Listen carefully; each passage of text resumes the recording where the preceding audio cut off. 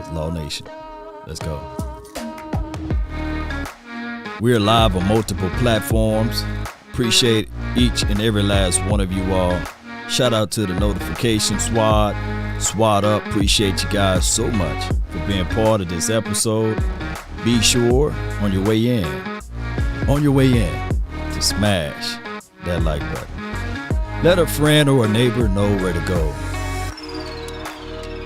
when they want to tune in to Cowboys Sports Talk and beyond. Today's topic, Mike McCarthy, good or bad? And Dak Prescott time, of course. This should be called the Dak Prescott Daily. Y'all get it? Come on. They say Dak Prescott not a top 10 quarterback. You know what? I'm to the degree of the point. I don't care. I flat out don't care. You know, these rankings will lose your mind, right? It will have you thinking down is up is down, left is right, right is left, that type of conversation. I don't care how it's made, just go out there and get it done. You know, everyone have a reason, but results are what matter. Ain't that right? Let's get it. So those rankings, we're going to let them be that. Simply because you don't have evidence that something does exist does not mean that you have evidence that something doesn't exist. Appreciate everybody, man. Even the trolls. Appreciate you. And the haters. Those who follow, but they really don't follow, right? You know what I'm talking about. Yeah. They follow to be nosy. We need them too, right?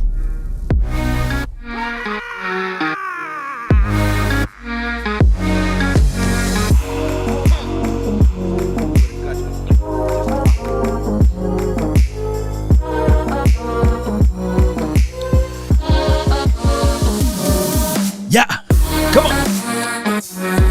They really say ain't no party like a cowboy party. But what about a Law Nation groove, baby? Appreciate everybody, man. I thank you guys so much for being part of this episode, Cowboy Nation. It's always a beautiful thing to know that we got haters, right? It's always good. Let them hang. Ain't just right, Asmodeus. Appreciate you guys. And be sure to check out Law Nation's 2.0 page. We're trying to grow that. We got up to 7,000 subscribers there. We're trying to get it up to 10,000. So I hope you guys go over to the Law Nation's 2.0 page and also subscribe there because there have been some rumblings of other things that's going on with the content, you know what I mean?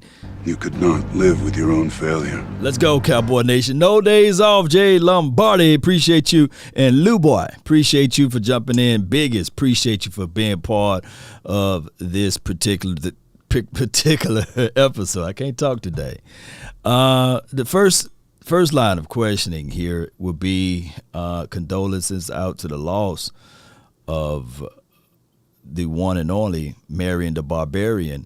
And we want to touch on this because they did some more research or what have you. The autopsy came back or the report, and it came out that he passed away due to heat exhaustion, a stroke that could be plaguing a lot of people that's watching right now.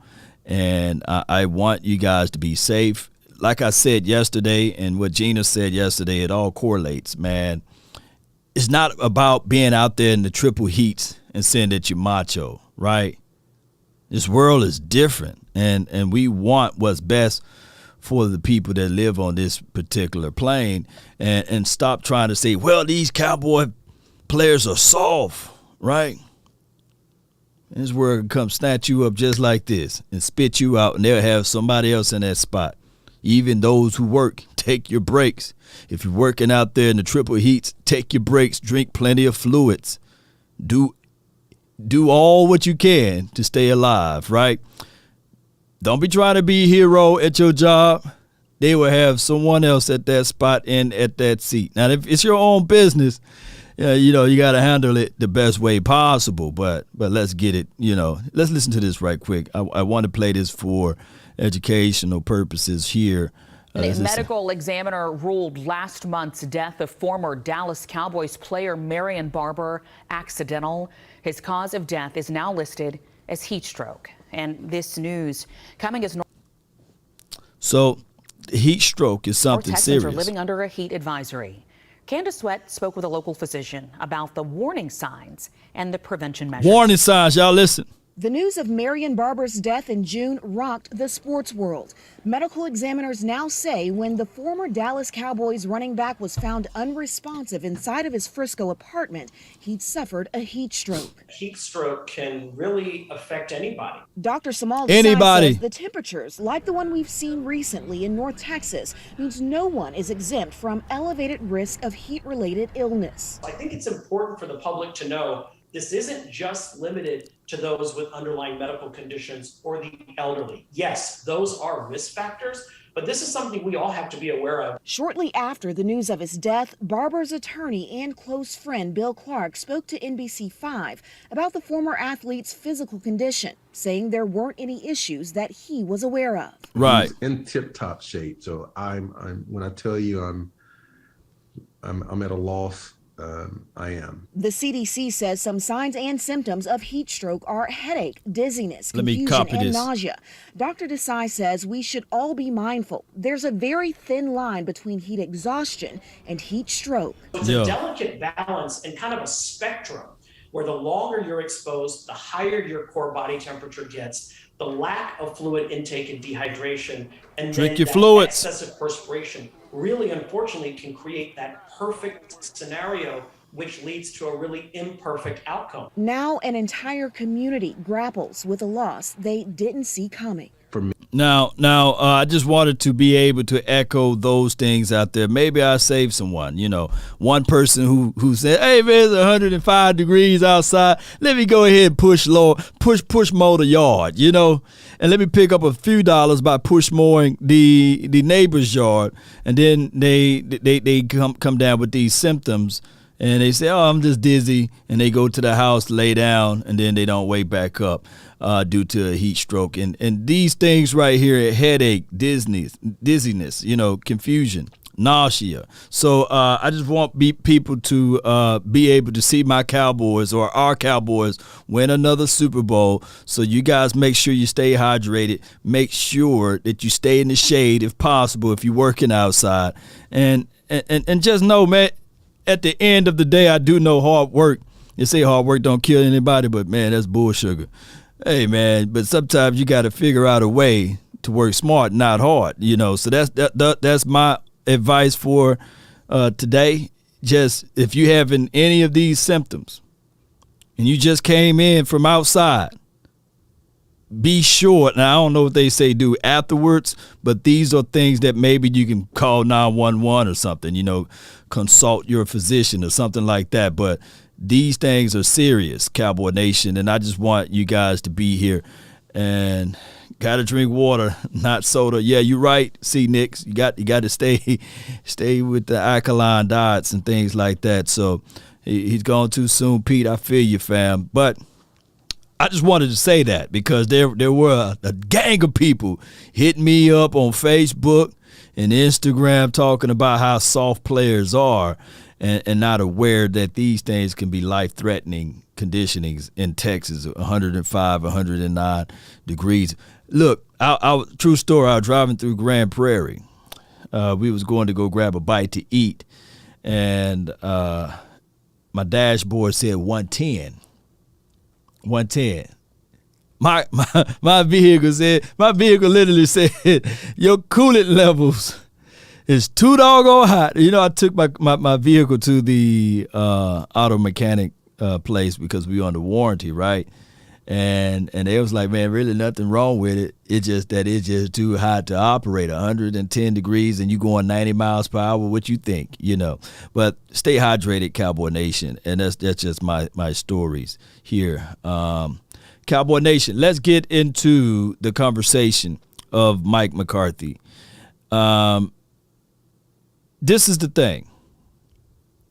We had Jason Garrett for a long time, and if Jay Form, if you're watching, you know, hey man, I don't mean to throw any shade at your coach, but Jason Garrett been here for a long time, right? So after Jason Garrett, the Dallas Cowboys decided to pick up Mike McCarthy. Now, show of hands, who wanted to keep Jason Garrett? Let me see in the chat. I'm looking for your names. Who wanted to keep Jason Garrett?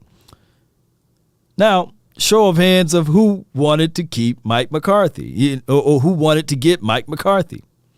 You can just put MM in the chat if you would team Mike McCarthy, or you can put JG in the chat if you wanted Jason Garrett. Now, I don't see a lot of people, right? Now, I do know the storylines of, Sean Payton. We would love to see him in the sidelines or on the sidelines coaching up this particular team. I guess the son they got away from Jerry Jones, right? I see Thomas and Mike McCarthy. Greg Berry says Mike McCarthy. Jennifer, shout out to you, Jennifer. Mike McCarthy, my guy. Chad says Mike McCarthy. Verdi says Mike McCarthy. A lot of people are picking Mike McCarthy. Jay Worthy said, hey, man, anyway, we can sub and get Dan Quinn in as the head and let Mike McCarthy just be the walk-around coach. Basically, that's what you're saying when you said DQ. I truly believe Dan Quinn is a better defensive coordinator than he is a head coach. Right? Now, with Mike McCarthy, we don't know whether or not he's a better offensive coordinator than he is a head coach because we can't see the former head coach going down to being an offensive coordinator because we got Kellen Moore in this system, right? Mike over JG. I feel you, Jared. So the 105.3, The Fan, they had a topic about, and this is Pat Downey, he had a topic about Mike McCarthy underappreciated. Let's listen to this right quick. I think that I don't know how to say this I'm just going to say it. I think he's almost, because of where he's from, how he talks, how he looks, I think people have just immediately said dismissed him, that he's not a good coach. I'm not saying but he's opposite of Jason, right? Jason was buttoned up Princeton, right, and McCarthy's rough Pittsburgh. It's like Jason was too perfect, yes, and Mike is too disheveled almost. You know, yeah. Like honestly, yeah. But he's a really bright guy, and when it comes to football, just from an X's and O's standpoint, and just chatting with him on the side and hearing certain things, the way that he's answered certain questions, the way that he's handled the Jones family, basically courting Sean Payton while he's still the coach. And Dan Quinn's situation, and Kellen Moore still calling the plays. Yeah. And yet I feel like he has still handled that pretty well. And everybody's acting like last year was a disaster. They were one of the best teams in the NFL, and then they underachieved in a playoff game. Hey, I got Jerry Jones on the end. Get your damn act together. Hey, Jerry, man, leave us alone now. We just Jerry, we ain't talking about you, you know. Oh my gosh, man. We're gonna have a good visit, but settle down just a little bit. All right, Jerry. Hey, we're not poking at you, man. Don't send your team of assassins at me again. You know, I'm an innocent man, you know.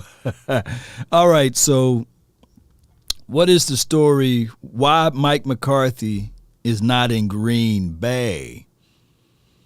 Well, there's a guy that wear a man bond that throws the ball, and he has number 12. Shout out to you, Coach Marv. You know, I really appreciate you so much. And I think that they fell out. I really do. I've seen clips of Mike McCarthy charging not just the ref, but I've seen clips of Mike McCarthy getting into it with Aaron Rodgers, right? Now, we don't know the extent of it, but Mike McCarthy looked like he was going to go fisticuffs. And normally, let me see, Mike McCarthy fighting, I'm going to type this in, Aaron Rodgers. And let me see if I can find that for you. And they was like literally getting into it with each other. And it seems as if though we would never, ever, ever, ever see Dak Prescott getting into a heated discussion or battle with Mike McCarthy like Mike McCarthy did with Rodgers. And I ain't talking about Goodell nor Staubach. We would love to see this version of Mike McCarthy. It took, I forgot big boy name, Big Raji. It took him to get in the way. And it took him to, look, they're about to get into fisticuffs. And I think that permeated and echoed down to feelings and emotions and to egos and to a whole nother gauntlet of elements of surprise, Coach Marv. So that's what I believe. I could be 1,000,000% wrong, but when it was time for Mike McCarthy to be involved with the team, he pretty much, you know what? God dog it, Coach Marv. You just hit something, Coach Marv. You just brought this to my attention. You brilliant, Coach, because this is what happened. And this could only be speculation for the nation. But hear me out, Cowboy Nation. You notice when Mike and Aaron got into it, right? And I'm quite sure that Mike told Aaron, hey, you think you smarter than man? You think you smarter than God? You think you smarter than me? You think you're the smartest thing on earth? We'll let you run the team. You know what? I'm not going to get any input in practice. I'm going to go get me a massage.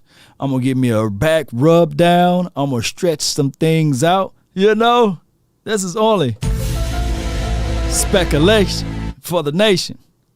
So, repeatance, Mike McCarthy and Kellen Moore. Oh, Jerry Wayne and thinks you everything, right? Oh, you the boy wonder. I'm going to let you figure it out. You install the plays, you run the plays. I'm not going to make any adjustments. I may call timeout here and there, but since they calling you boy wonder, I'm going to let you wonder about the situations, let you go through the growing pains. That could be the situation. Coach Mike is no pushover. This from Gary Stokes. We see that he is on this team, though. Which happens to a lot of teams in the NFL. Yep. I'm not saying he's a top 5 coach. I'm not saying they're winning the Super Bowl this year, and I'm not saying he's going to be the guy next year. But I almost feel like Mike McCarthy got the job, and Cowboys fans were already ready to talk about why he was a mistake and he shouldn't be here. Wow. And I really think that he made some time management mistakes, and he probably should find somebody to help him with that, for sure. There are other aspects to the game that I think that he's actually very good, and I think he's what are very those much things? Break it down, underappreciated. Man. That's not to say that he's amazing, again, but I do think that he's a lot better than what Cowboys fans give him credit for. That's been my take from the beginning, and just listening to different things. I'll give you an example. Before he go, I need to see in the chat. You can just type BAD in the chat, or you can just type good. Is Mike McCarthy good, or is he bad? You notice I didn't use the word great or elite. I didn't want to put him on those pedestals, but I just said put good or bad. Is he a good coach, or is he a bad coach? That's kind of too soft for me, huh? I should have put elite or good, instead of bad. But that's a story of a different day. He's good, GD or G-double-O-D, good. Okay, he's a winning coach. Yeah. Dan Quinn gets a lot of credit for turning the defense around last year. He did. And Dan Quinn did a great job. His energy is infectious. If you spend 30 seconds with Dan Quinn, you walk away understanding why every player in that locker room loves Dan Quinn, because that's who he is personality-wise and all of that. I've heard a lot of the ideas that came with what Dan rediscovered himself and came in with a new plan, new idea. I mean, he was a cover 3. Yep. We're going to run that Seattle scheme forever. And then he comes here, and last year they ran cover 1 robber, tons of man-to-man. Just a completely different look from what he had ever done. Because he got a different personnel. And we try to develop our version of Camp Chancellor. And regardless of what you can think about good old DeMonte KZ, he definitely ain't a Earl. He's not an Earl. He's not an Earl Thomas, right? And Earl Thomas was the brain of operations for that defense, the Legion of Boom. And then, of course, they had Bobby Wag. And they had some guys, man, Bennett on their front, Cliff Averill. They had some guys, and Big Maybane in the middle. So, and then Richard Sherman. And then they had that Brandon Browner was good for a couple of seasons or what have you. So, I think that they just don't have the personnel. And I really think, far as our DBs, for Trayvon Diggs, playing man-to-man is better for him because he can phase in, he can get a good vibe or feeling of said a wide receiver, and then he can redirect to catch the interception. Now, the biggest downfall that I see on this team last season, going back, looking through and combing through the games, is we didn't have that stickler as a safety over the top. Outside of Jaron Kearse played a wonderful deal last season, man. He played primarily inside the box as your linebacker / safety, and you got a good vision of the field. Shout out to the people that watched this video with the Jaron Kearse. And I'm telling you, man, he flies out to the ball. He got a relentless attitude, playing down on the edge. He's good against the run. He only missed 3 tackles, right? Now, I'm not foolish. I'm not finna say that Jaron Kearse is Cam Chancellor. No, I'm not saying that. He nearly picked this one off, right? They could have had 4 interceptions in this game alone, right? Against the elite Justin Herbert, because everybody say that he's elite, right? He could have had 4 interceptions, but neither here nor there. Not him, but he could have had 2. Talking about J-Ron. His sideline-to-sideline movement, the way he tackles and everything. I truly believe that Dan Quinn is a brilliant coach. I truly do. I truly believe that. And let's listen to more of this, and those who waiting on call, just bear with me. We get to you. I've heard that Mike was a big part of that, but Dan gets all the credit because Dan's the guy, and he's somehow finding a way to lead this defense to be amazing, even though Mike McCarthy's there holding him back, is the sense that I get among fans. Right. Again, I want to stress that I'm not sitting here saying that he's a top 3 guy, and Belichick, come on now. But I do think that he's better than he gets credit for. I'm interested to see what Amari looks like this year. Obviously, they've got the Deshaun Watson situation, and now it might be Jacoby Brissett playing quarterback. That's a big step down from Dak Prescott. But also, I'm interested to see if Dallas can find a way to let CeeDee Lamb use his superpower this year. Mm-hmm. Nah, you got that one, CeeDee power, baby. I posted a video of CeeDee Lamb working out this morning, and I was telling people about his breaks, his releases, and everything, and I got tons. All I want you guys to do is go watch the video and read the comments. I got so much hate mail about CeeDee Lamb. 1 being he can't catch, 2 being that he's too tiny, 3 being that he's not ready to be the number 1 wide receiver. Now, when I say glowing things of CeeDee Lamb, they just say, hey, Law, you're not objectively speaking. You just gassing him up. But when I present the facts, like nobody in their first 22 games had more reception yards, right? Receiving yards than CeeDee Lamb in a Cowboys uniform. That's better than, of course, playmaker got hurt or what have you. And, of course, our guy, Mike, what's his name? Dez Bryant got hurt. About to say Michael Gallup. Dez Bryant got hurt or what have you, and he was not able to achieve those type of numbers. But health is part of the war of attrition. So I get it, right?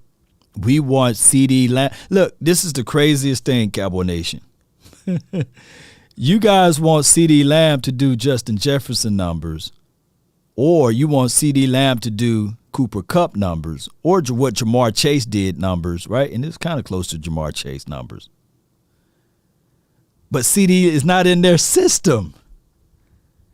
Forever, Cowboy Nation, I want you guys to understand that these positions for the Cowboys, they have a unique caveat, ways of pushing the ball around.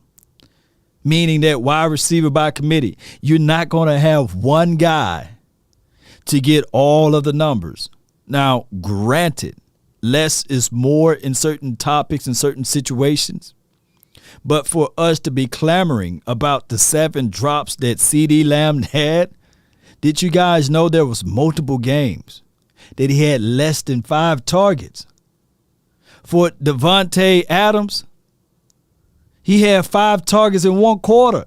He had 11 targets by halftime. You know, for Cooper Kupp, that joker have 11 targets by 3rd quarter annually, right?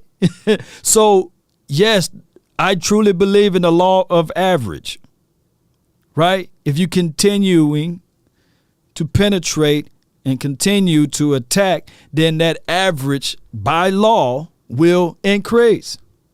But CeeDee Lamb getting 4 to 5 targets, and it's about when he get his targets. He's getting his targets in the 3rd quarter. He's cold. What do you think he's going to do? I can't make this stuff up. But the small spoonful of targets that he do get, y'all want him to catch that. And I'm not finna talk about my guy, Dak Prescott, but I'm finna talk about Dak Prescott. Newsflash. It's not like he put the ball right between the 8s and the 8s. Sometimes the Dak Prescott drop back, pressure in the face. He rolls out. He throws the football to the moon. I go to the moon. I go to the moon. You know, CeeDee Lamb have to climb the invisible ladder to pull said ball out of the sky. That should look, every catch that CeeDee Lamb caught in the middle where he had to climb that invisible ladder, that should take away a drop. That should be a stat that they take away the drop. You know, y'all acting like he putting it right on the 8s and the 8s. Don't y'all know they do grade drops if your hand touched the ball, right? Come on, man. And I'm not throwing for the people that's a little sensitive about my guy Dak Prescott. I'm not throwing him under the bus, baby. You know, I'm not. But these are the facts. 8 more Sundays, Monet. Yeah, I can't wait. I definitely can't wait, man. I got Coach Marv that been waiting here patiently, man. Talk some sense to me, man. Talk some sense to me, Coach. Talk to me, man. I got you. I talk something. Hold on. Yeah. This is just crazy, Law. This is really crazy. That I don't even know who those guys put on your post when you post all this stuff about CeeDee Lamb. Oh my God. I don't think they're Cowboy fans. If they are, they disguised. It's disguised. Well, you know, you're not gonna make everybody happy in any situation. No. So, but I just want to tell you about we were talking about McCarthy, and I put a little question out there. What was it, Coach? And I did some research. And I went back to see the articles and the stuff that was posted during the fractured time in the last 40 years of McCarthy's time in Green Bay when the word was out or he was on the hot seat. Mm-hmm. It was because the offense was stale. Okay. Very bland. Okay. Not creative. Okay. Their last playoff game, they lost the last McCarthy game in Green Bay. A lot like the San Francisco game that we just lost.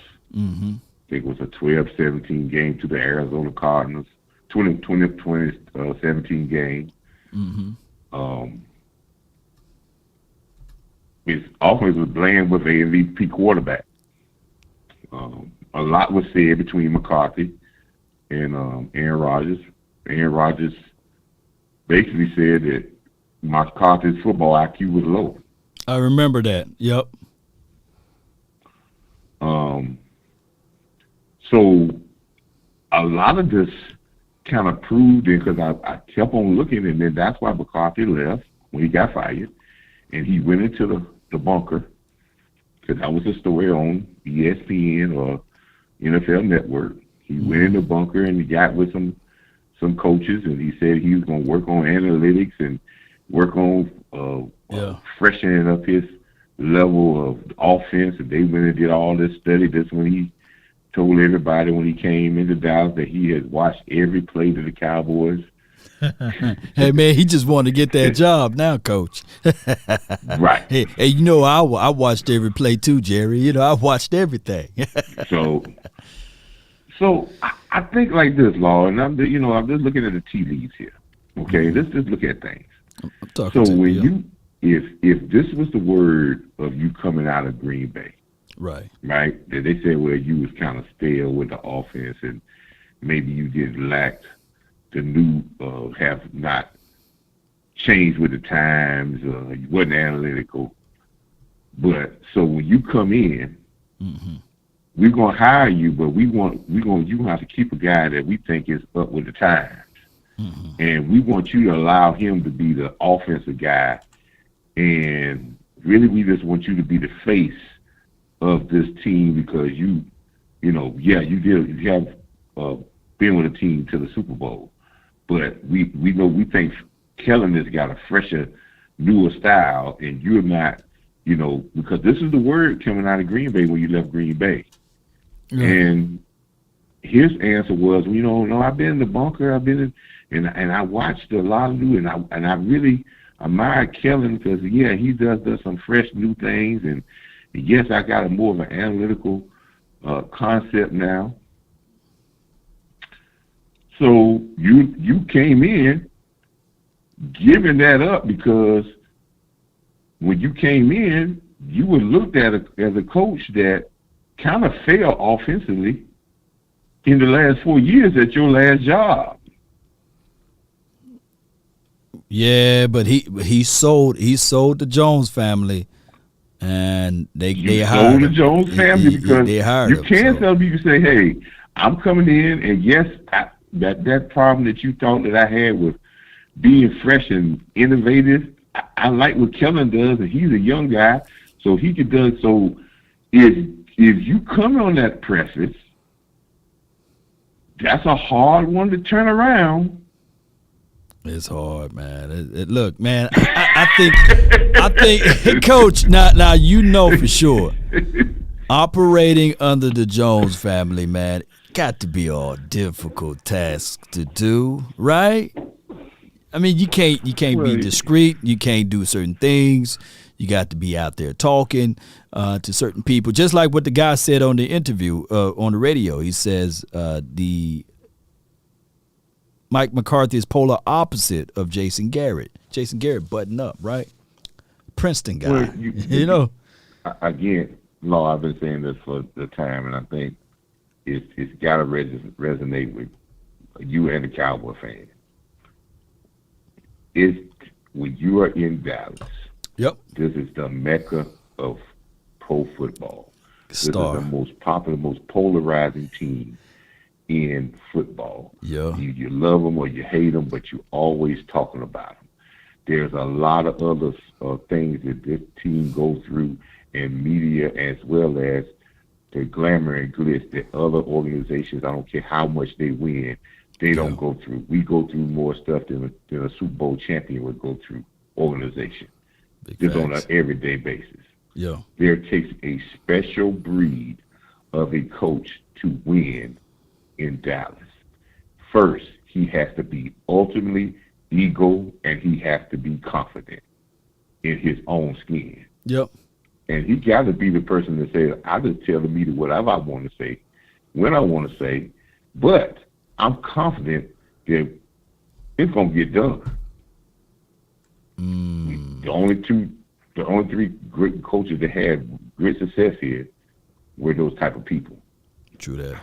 Because you have to be able to rein in all the other stuff that's outside. There's all the other distractions, and you have to be confident, and you got to have a little SOB in you. Yeah, a little dog in you. Yeah, you got to have that, because you got to be that guy. So it takes a special breed. Now, you can deal with the Joneses, because ultimately, I'm not going to bash the Joneses and say they don't want to win. Right. But We can't if say they that. feel that they intimidate you, and you doubt that person, sometimes people need something that they don't like to deal with, but they need them to win.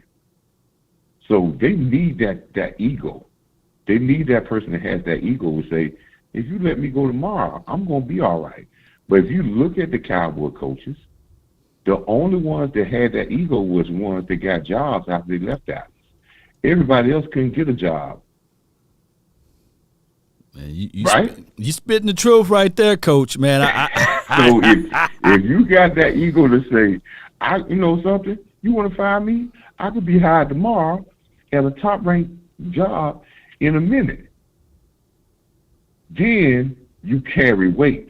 But the other guys, the Jason Garrett's, the Colombo or whatever, the all these other Dave guys. Campo, yeah. Campo and all these other guys.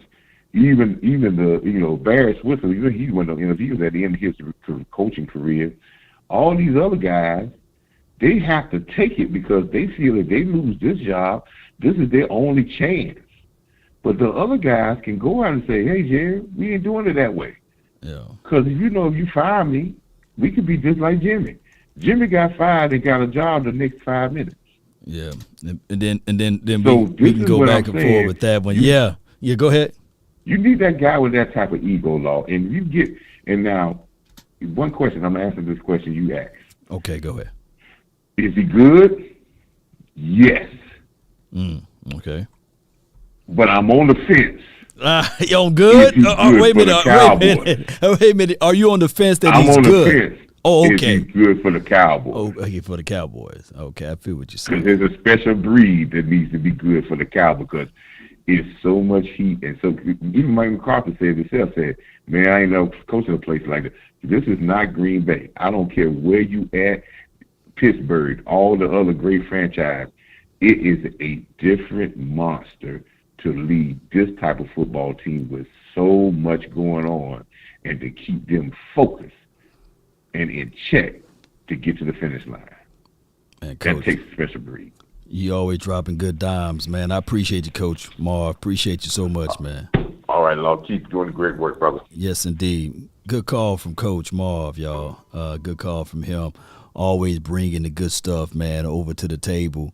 And I really have no rebuttal to that. But what we're going to do is we're going to let this 757 you in. You live, 757. Law, what's going on, man? Nothing to it, fam. Talk to me, man. Yeah, man. Just trying to figure out, man, what's going on with the folks that's not seeing CeeDee as a number one receiver. Okay. I'm just trying to see what more does he have to do, to prove that he can be that. When he was pretty much the number one last year, if you go by the numbers, I mean, his numbers were no different than what Coops have been the past years. So, Well. Here's what I got to say about being a number one and what he was last year. To be fair, Coop did get the number one DB on him, and they had the coverage over the top rolled his way, and they said, "Well, Lamb, we will try to bracket you with the other safety and with the DB," but he didn't have the ultimate number one duties last year. Besides a few games, outside of a few games. So what it is the area of the unknown, right? Most wide receivers have a leap in their third year. It just somehow in the past, the past 3 to 4 years now that these wide receivers that's drafted early or the wide receivers that's been drafted all of a sudden has been making this great leap, right? And teams and systems have been designed to support those type of things. But the problem is with the Cowboys is we got a philosophy where it's a receiver by committee. So there's a lot of gray area, right? And there's a lot of other factors to be put into place too. Yeah, definitely. Yeah, you can say that because, the ball gets distributed. Cool. Right. I guess Dog Schultz is kind of, you can see it's kind of his little security blanket, Right. So yeah, definitely. But do you think this year, you think it'll stay like that, or you think it'll move more towards kind of feeding like Lamb and kind of Schultz? Because of course you can get Tolbert and Washington in the mix, but with Dak it's all about trust. But do you see the ball going towards them more? They had, feeding the number one more and, Schultz more than it has past years. Well, what I want the Cowboys to do is to look back at it and say, okay, what do we do good? When do we win, right? When did we had our winning records or what have you? Oh, we was running the ball. In 2016, the Cowboys were ranked 4th in offense and I believe 5th in defense. That came about a very young team, but they were able to run the ball. Now, although the defense was 5th, it was that fool's gold because they really didn't stop the run that well, but they were able to control the game by putting the ball in the belly of Ezekiel Elliott, right? And bend but don't break too. Yeah, so I look back at this particular team, the Dallas Cowboys, the strength of Dak Prescott would be a situation whereas you put things in his possession to put the ball in the belly of the running back to get back to power football. And we know that Dak Prescott is capable of throwing the ball. We've seen him throw for 400 yards. I believe outside of him and Pat Mahomes, they have the most 400 yards thrown in the last 45 years. So we know that he can throw the ball, but now we just got to build things for as far as scheme-wise so that he can continue to win games. He's literally 30-0 when they run the ball 25 plus. So get back to the recipe of winning, and it's there. Definitely. Yeah, definitely want to see them run the ball more, and hopefully it's more effective than it's been the last couple of years. Yeah. Last thing, man, you seen the ESPN top 10 quarterbacks? Yeah, I'm gonna get to that too. Yeah, I'm gonna get to that today too. I'm gonna get to it. Okay. Yeah. Yeah, I didn't know if you checked it out here because spoke on the Skip and Shannon, so it was kind of all over the place. But it was saying that real quick. How because the honorable mentions was Lamar, Carr, and Kyler Murray. Yeah. And they're saying how Shannon said that shouldn't have been ahead of either one of them. But I beg to differ. I definitely think he's right there. If I take one out, I'll probably take Deshaun Watson out, which we know he's good, he's great, but your best ability is availability, and he hasn't been available. He might not be available this year. So most certainly, a guy that didn't play football in 2 years almost, and on top of that, the last time we did see Deshaun Watson in 2020, remember this, y'all write this down.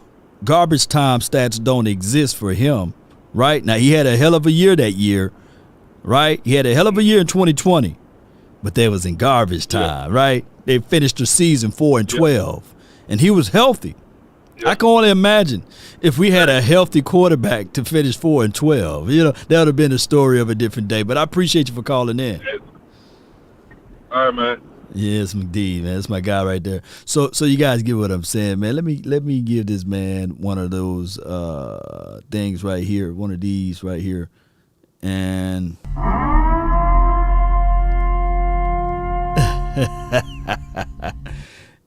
garbage time stats only exist for one quarterback. Yards allowed only exist for one defensive back. And you guys can put their names down below. No one else is granted garbage time stats, nor no one else is giving the longitude and latitude of yards allowed. Now, with that being said, let's listen in to this other audio. I think we was finished with the video there, and like I say, Cowboy Nation, y'all, you guys, please stay hydrated, and let's listen to this right here. McCarthy said earlier this offseason that he expects to see Dak use his legs more after the team was cautious with him last year. I think cautious was a fair way to go there. You don't want to see him get injured like that again. But it's tough because we know that Dak was itching to get back out there in full speed. Here's your chance, man. How important do you guys think Dak's mobility will be to the Cowboys' success this year, Turbo? Well, it's immensely important. You know, his feet, his legs is what makes him, one of the things that makes him a top quarterback in this league. His ability to extend plays, allow guys to get open and scramble drills and things like that, and then be able to drive the football down the field. No doubt. Those explosive plays, the Cowboys are going to need that. They're going to need that, especially this year from him. Now, if you're talking about design runs similar to what the Bills do with Josh Allen, power run, not so much counter, I wouldn't do that with Dak. You know, put him in harm's way. He has dealt with an ankle injury before. So I don't expect Dallas to be doing that. But as far as getting him outside the pocket, let him make decisions with the football, run pass, I think it's great. And I think that it's tough for a defender to defend that. A quarterback that has versatility, right, that can move the pocket. And I agree. I think you do incorporate those type of plays, not the direct power runs and all that. I don't think Dak needs to do that. But the backdoor runs and some of the runs off the RPOs, the sprints out the pocket, the boots, some of the stuff to move the pocket, which he shows he's very accurate and very good outside of the pocket, throwing the ball and moving. But I just don't think that part is what's going to elevate the Dallas Cowboys offense and make them so much better. I think even before that, even before Dak got hurt, he was on record to throw for almost 6,000 yards and a bunch of touchdowns. And y'all heard that? Let me rewind just a little bit, man. You know, he was on record before the injury, and that is the reality of it. That injury occurred with that pulled calf, and it derailed the rest of the season. But listen to more what he said. Before Dak got hurt, he was on record to throw for almost 6,000 yards and a bunch of touchdowns. And that part of the offense, you know, we saw a little bit of that. I think it's more of the coaching that needs to take place, more of the adjustments. Kellen Moore didn't do a good job the second half of the season of making adjustments, so defenses started to key on certain things. Yeah. Did y'all hear that? Now, I don't want to say that Willie McGinnis. That's Willie McGinnis, right? That's how you say his name, right? That's Willie. I don't think that, you know, a lot of people want to go back and forth with Willie, you know, as far as on defensive strategy and what the offense brings to the table. But he is echoing some of the same things that we've been saying. Now, granted, we all think the world of Kellen Moore, right? But when reality meets expectations, somewhere we have to draw the line. We were literally expecting, since Dak Prescott got his bag, his money, right? Hear me out. Because in 2019, if I believe, that was a situation where it was a contract year for Dak Prescott, right? And they said, man, he got to get to the playoff before they pay him. They went 8-8 that season. The Cowboys. Right? And then 2020, that was the second year Kellen Moore was ever calling plays for the Dallas Cowboys. And then, of course, the injury occurred. Kellen Moore last season, it was literally his third season ever calling plays. And the expectations been ever since Kellen Moore been the offensive coordinator was for him to take this team to the Super Bowl as the offensive coordinator. Right? 2019, 2020, 2021. Now, this is his fourth season. Now, granted, between those time frames, the Cowboys' offense been top 10. I think they finished out in 2020, respectfully saying, top 12. I think they finished right out of top 10. And we had Ben DiNucci, Andy Dalton, for crying out loud, throwing the ball. And we saw how bad Andy was in Chicagoland. So, objectively speaking, Cowboy Nation, we have been expecting these things from the Cowboys. One being Dak Prescott to excel. Two being a rookie OC who's wet behind the ear to excel said quarterback, right? I tell people all the time, a new broom can sweep the floor good. That floor is good. But can he get those corners? And that's what Willie is saying. Like, come on, man. You know, the actual offense teetered because they didn't make the necessary adjustments. What we want to do is we want to figure out in the dark things or what's in this house that I'm living in right now. Some of you guys never been to my house. I think the twin maker, I think he's somewhere in the chat. He's the only one been in my house. It's literally me taking him. He been in my house, and I'm blindfolding him, right? Spinning him around and telling him, figure things out. Do it like I'm doing it. He going to bump into some stuff. He's going to tear up some stuff. Eventually he'll get it, but he won't be as good as me. Why? This is my house. I know it like the back of my hand, right? Gun compartment. You know, we all better watch out. But it is what it is. Run the ball. This is from Jay Lombardi. I truly believe in that philosophy, run the ball. Bootleg and reads are the bread and butter. Yeah. Staple RPOs. Yeah. And if you guys go back and watch the devastating game, what I'm going to do is the only person that's going to be happy when I post this video later on today will be my brother, who's a diehard 49ers fan. I'm going to show you guys the beautiful, the wonderful opening drive of the 49ers versus the Dallas Cowboys.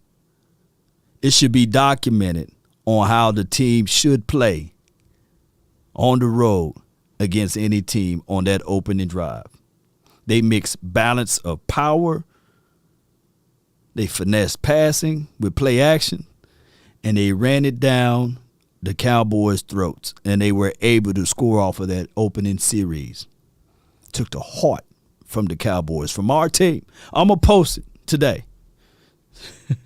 They started to get controlled in the trenches. They didn't run the ball as effectively. They got penalties. I can go all the way down the line of why they wasn't a deep run playoff caliber team and what they need to do better. So I think a lot of that falls on coaching. But if you're saying we're going to add another element to Dak, like Turbo said, I'm not a big fan of the power running and all that stuff, but moving the pocket with sprint plays and boots and RPO type stuff, I'm fine with that.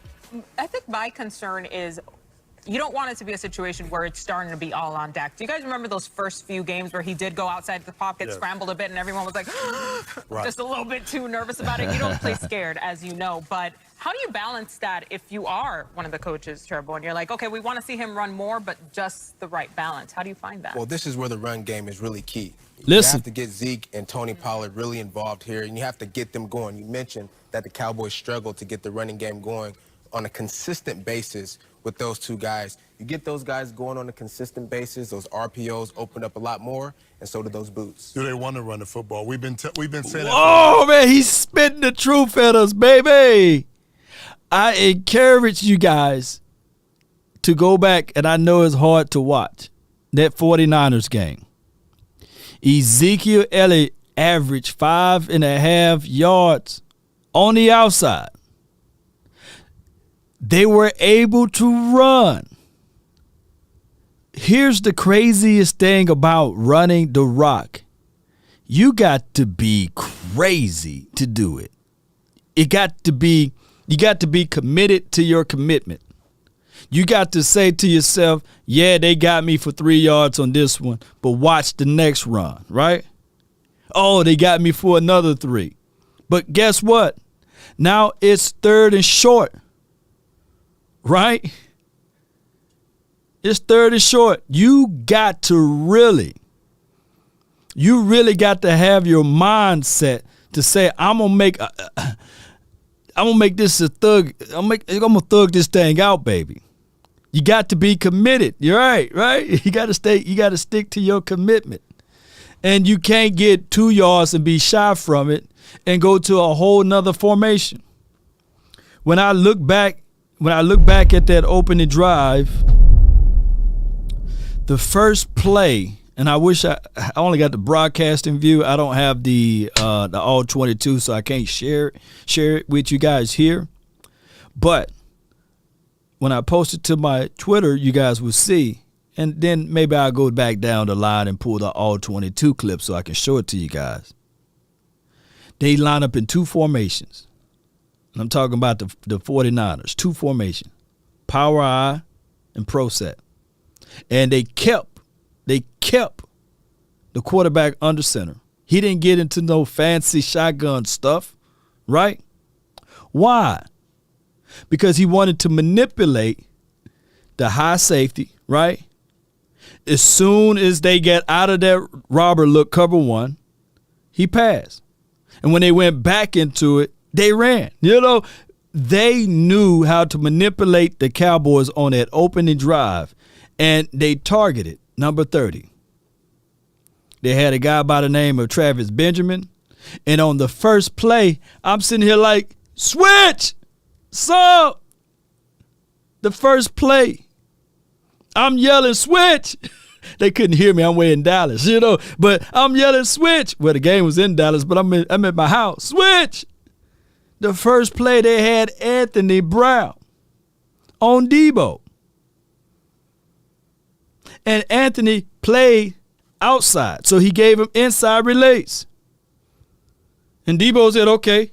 And, of course, it was a flag on that play. But that's neither here nor there because of the offsides or what have you that they call on Randy Gregory. But it was a brilliant plan because they presented power and they passed out of it.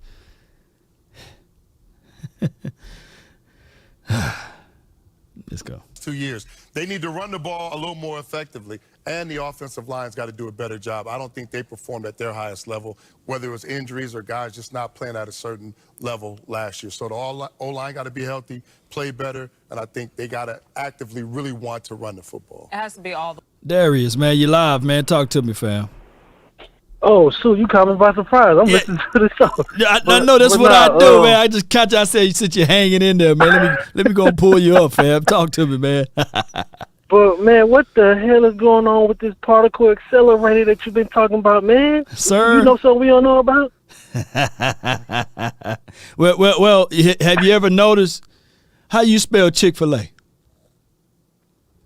CHI K dash. Some. It changed now. You know, well, we living in a multiverse, man. Everything is similar. But see, that let me know which side of the earth you was on. Let me turn before people be looking at it like, man, Law over here gonna have the FBI kicking down his door. Well, but guess what? So like, we're not. You know, when I catch you 1-on-1, I kind of want to. I'm gonna ask you about that. Like, if you know, if I ever go to one of the cows, fill me in on what that's about. But yeah. But you had made a video about Trayvon Diggs, and I was so heated when you had made this video about Trayvon Diggs and like all the cornerbacks in the league and what these executives were saying and all that, bro. I was so heated. I was at work, so I couldn't call in. But I'm gonna touch on that. But then I'm gonna touch on the Coach McCarthy thing. Go ahead. So like what I wanted to say about Trayvon Diggs was, you know, I said, you know, I called in before and I was saying like, bro, them 11 picks, it's non-debatable. Like to me, like you getting 11 picks, that's more than that's one pick more than half of the season. I'm taking it every time, and I don't get like all the Trayvon Diggs hate. You know what I'm saying? Just me personally, like Trayvon Diggs is one of my favorite cornerbacks of all time, hands down. Right. And I don't give a damn about what nobody else got to say about it. And I wasn't a Michael Parsons, and I remember that when you did that draft, that live draft thing you was doing, you wasn't a Michael Parsons day one fan neither. Right. I wasn't. I wasn't either. I'm gonna go ahead and say it. But Shay Sharp, he was day one for sure. He was, yeah. Standing start. And so, like I said, you know what? I'm going to go ahead and go his assessment. And sure, I wanted Patrick Surtain. You was big on J.C. Horn. You was so going hard about J.C. Horn. I remember that. Oh, yeah. But and I still like J.C. Horn, man. J.C. Horn and Diggs. I mean, yeah, he's fighting, battling it back. So we'll see, man, if he can recover, though. Yeah, you're right. And so, but yeah, I was a Pat Surtain guy. That's what I wanted. But I'm glad we slipped up and we got Michael Parsons, guy saying like it's nothing compared to Michael Parsons. He's gonna be a Hall of Famer. We gonna claim that right now. That is what that is. We see what he's doing. Right. Michael Parsons is gonna be a Hall of Famer. That's just straight up what it is. I don't give a damn what nobody's talking about.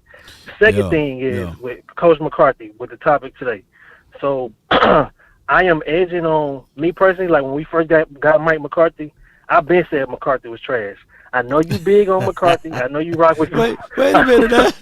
You know me. Hold on. You know I was Urban Meyer. See how bad I am. You know. I was right there with you. Remember? I was like, go get Herb. Go get Herb.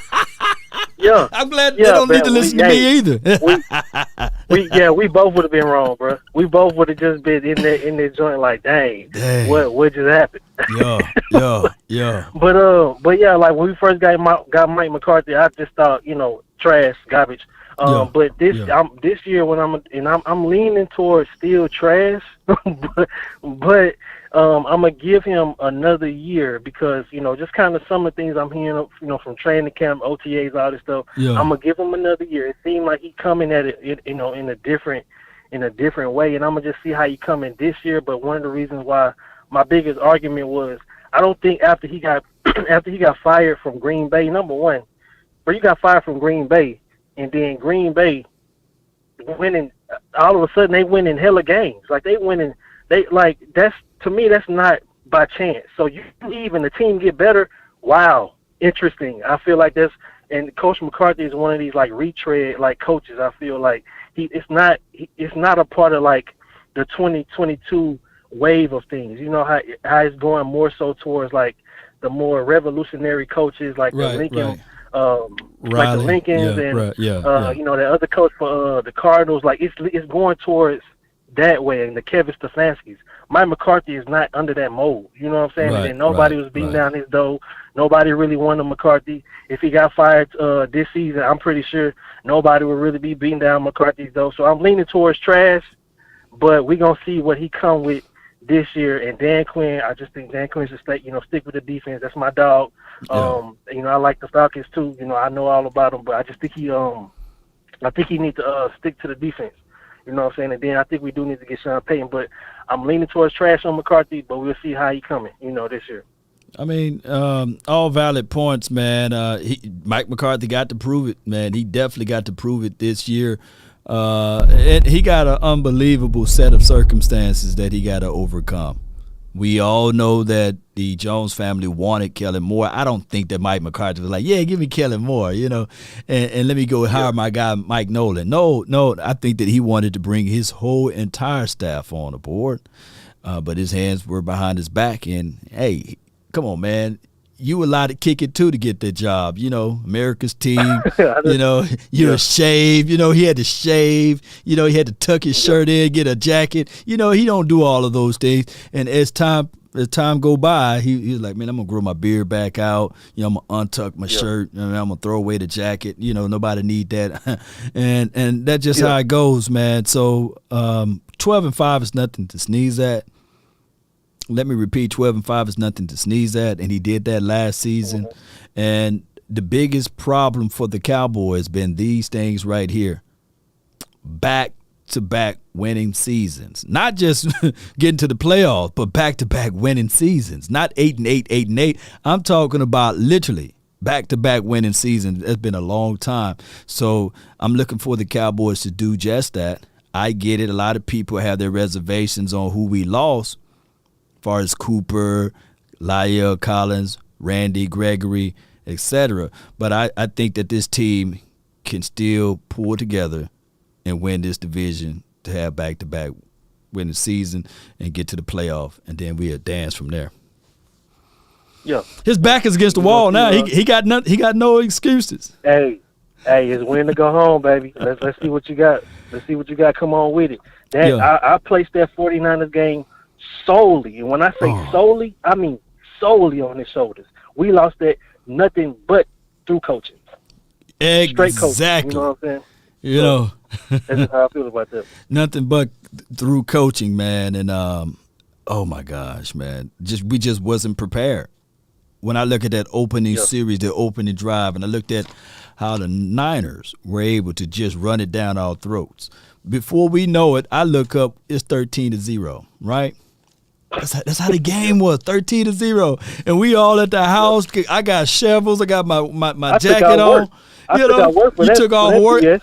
I told you to take off of work. Remember, I was telling everybody, y'all take off of work. Y'all be here. Go grab your lucky socks, your lucky draws. It was something. Yeah, you remember that episode? I told people to go grab their lucky socks, their draws, and everything, man. And it still didn't work.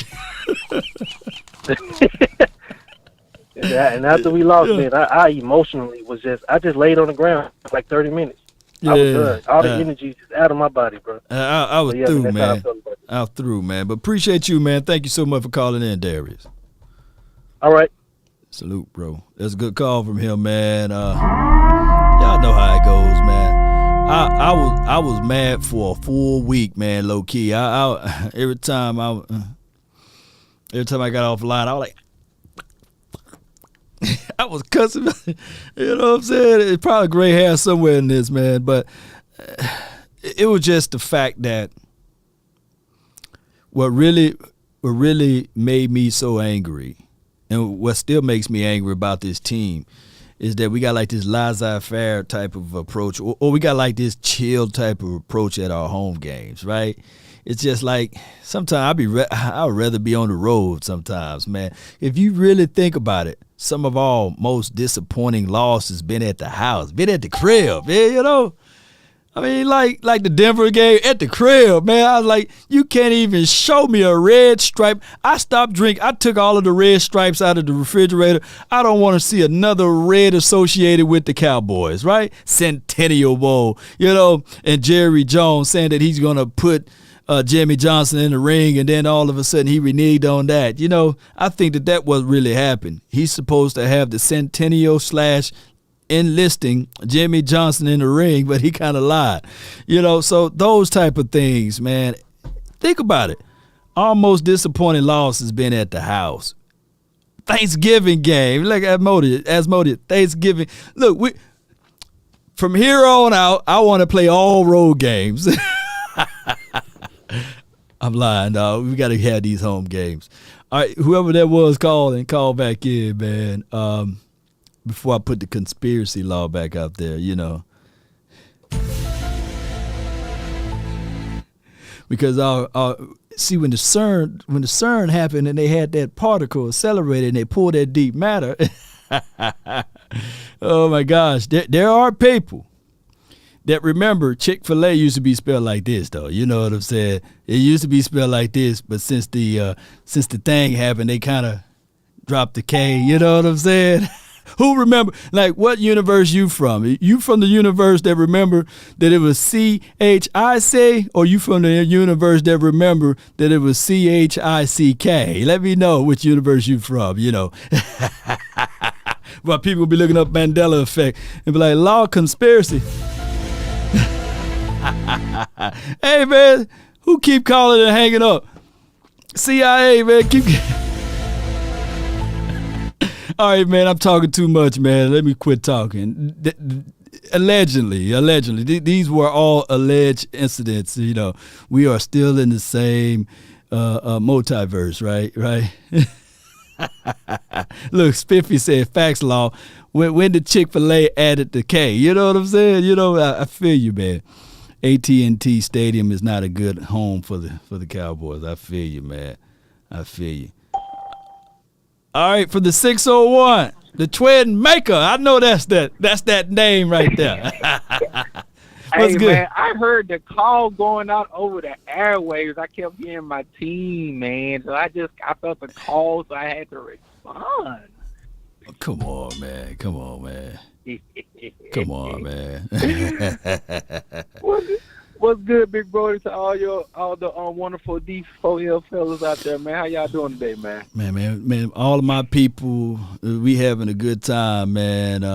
You know, it is what it is. The absence of evidence is not the evidence of absence. Yeah. Hey, man. Hey, y'all guys excited, man? It's almost that time of the year, though, man. Almost that time. We almost there, man. Yes, indeed, man. What you been up to, though, man? Hey, man, I just been out here, you know, my team going through the little soliloquy with Jimmy Garoppolo as of late. And then people out here talking about my quarterback saying he got a little noodle arm. So, you know how it is on the off season. They try to find any old way to try to make sure your team. Wait a minute. You talking about your guy Trey got a noodle arm or Jimmy?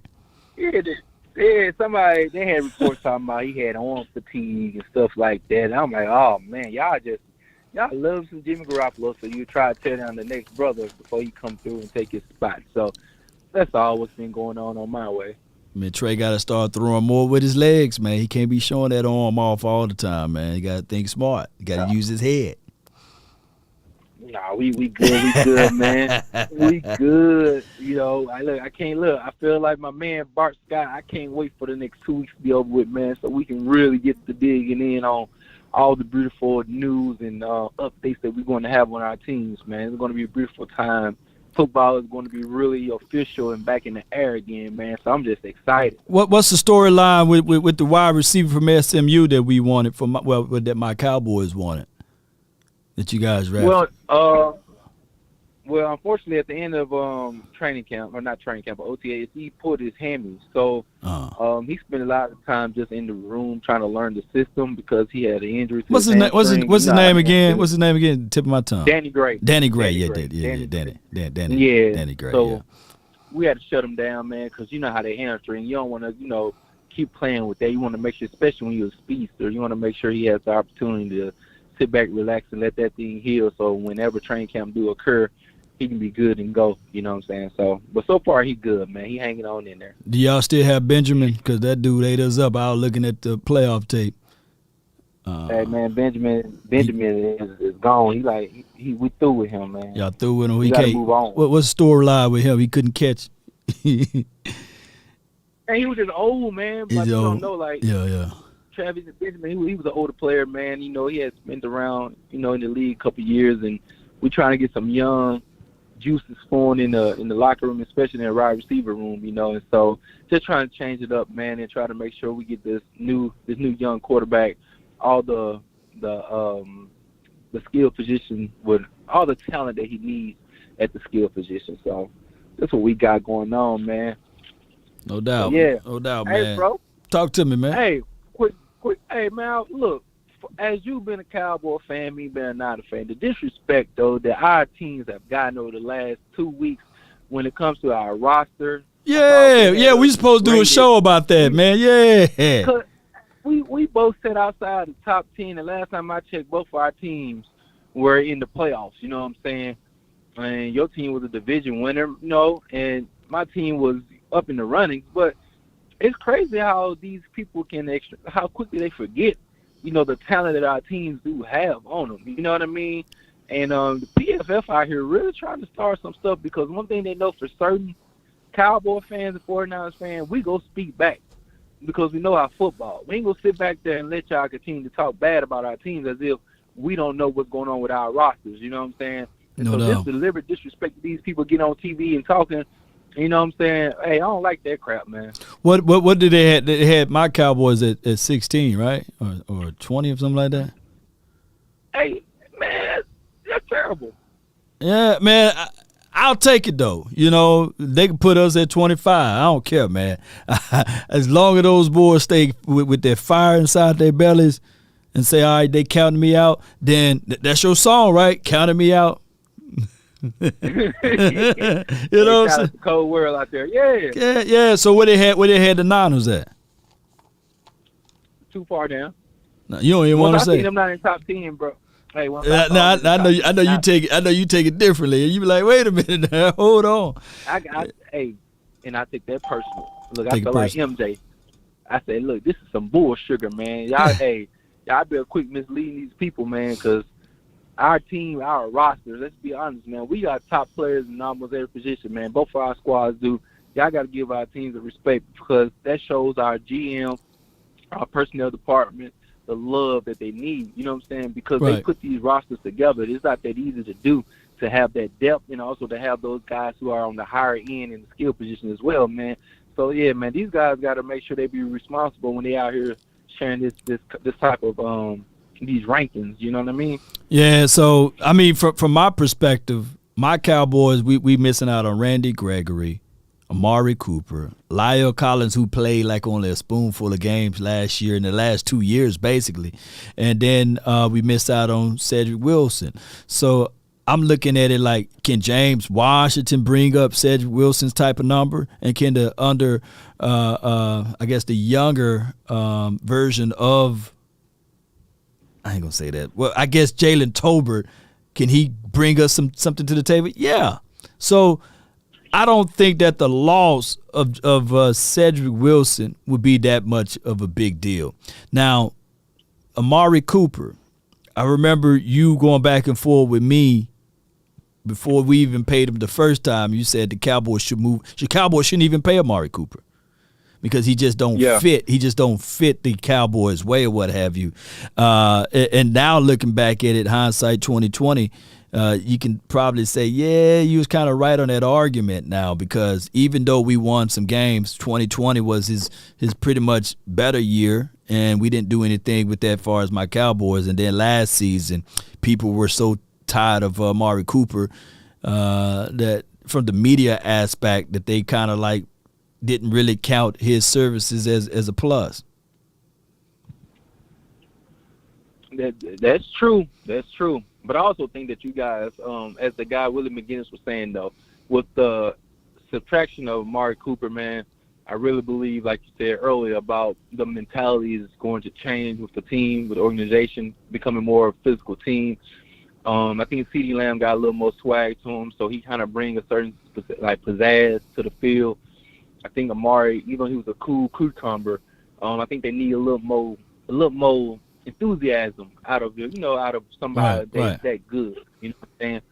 And so I really believe that this year they're trying to trend towards that way, bringing that mentality. I think you was talking about how that first drive was, you enjoyed it, but it was hard to sustain. And you got to make sure you got the players in the depth to bring that attitude every day for 17, 18 weeks now. You know what I'm saying? With the season that we have, it's extended. And I really believe that you guys are trying to formulate that mentality inside the locker room so y'all can have that staying power. So, yeah, man, I think you guys are on the right track. You know what I'm saying? Copying off of us. No. It's all good, man. Y'all going to go ahead and pay Debo and be strapped for cash, right? Go ahead and pay him Pay the man $28 million APY, and let's see where you guys go from there. All right. All right, man. Well, look, keep on holding it down, man. Go hold up the line, man. Y'all keep on. Y'all make sure y'all like, subscribe to the channel, man. Law Nation Sports. I was out here looking at both channels. You know what I'm saying? I was sitting there looking like I don't know which one I'm on. I'm just watching on both. Okay, on both. You got 2.0 in. Yeah. Y'all check out 2.0 in Law Nation. I was looking. I'm like, I'm on here, but why am I? Hold on. And so, but anyway, y'all make sure y'all get this channel right here at 80K, man. We trying to make sure this could be at 80K before the Cowboys head out there to Oxford. So y'all make sure y'all like, subscribe, share the content to your fellow Cowboy fans, and also share your content to those who are just a lover of football fans, because here Law Nation will break down the game. He gonna break it down in detail. He's gonna give you information. He gonna give you some of that good food that you guys sit back and chew on. You know what I mean? You just can't get this at McDonald's. You know what I'm saying? This is one of those meals. This is an entree. You guys sit back and take 45 minutes to digest all the goodness that he's gonna bring to you guys. So look, make sure y'all go out there and support the one and only Law Nation. You hear me? Appreciate you, man. Shout out to you. My brother from the same mother. I'm about to say another, but it's from the same mother. Want the truth? You can't handle the truth. Appreciate it, bro. All right. That's a good call from him, man. Even though he's a 49er fan, you know, it is what it is. All right, so from the 469, what's on your mind? Yeah, you got me low. Yeah, I got you up in here, man. You live. Hey, man, my bad, man. I called and hung up a couple times trying to get ready for work, get my kids together. That's my first time calling. I wanted to make sure everything was right, man. Man, it's all good, man. I thought you was the Illuminati for a second, man. When I started talking about CERN and everything, I said, oh, man, they finna come get me, man. But what's good? Nah, nothing much, man. Hey, man, like I said, it's my first time calling it, man. I love your show, man. I appreciate it every day. I try to catch you live every time I can. But, hey, I did want to chime in real quick. You was talking yesterday about the 49ers game, man. I went back and looked at it myself. Oh yeah. What you think about, like, as far as a team building thing? Go back and look at it. Everybody that caused the penalty, everybody that kind of messed up during that game is gone now. You know what I'm saying? Like, do you think that's like a part of a team building strategy they got going on right now? Trying to eliminate all mistakes. I'm thinking about it.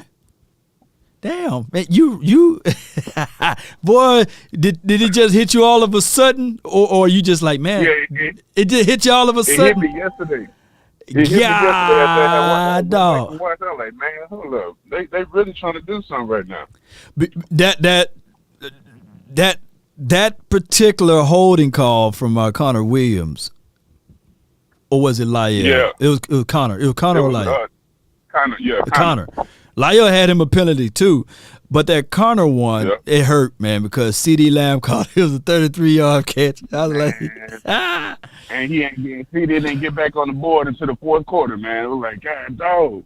Yeah, that one hurt. That one hurt.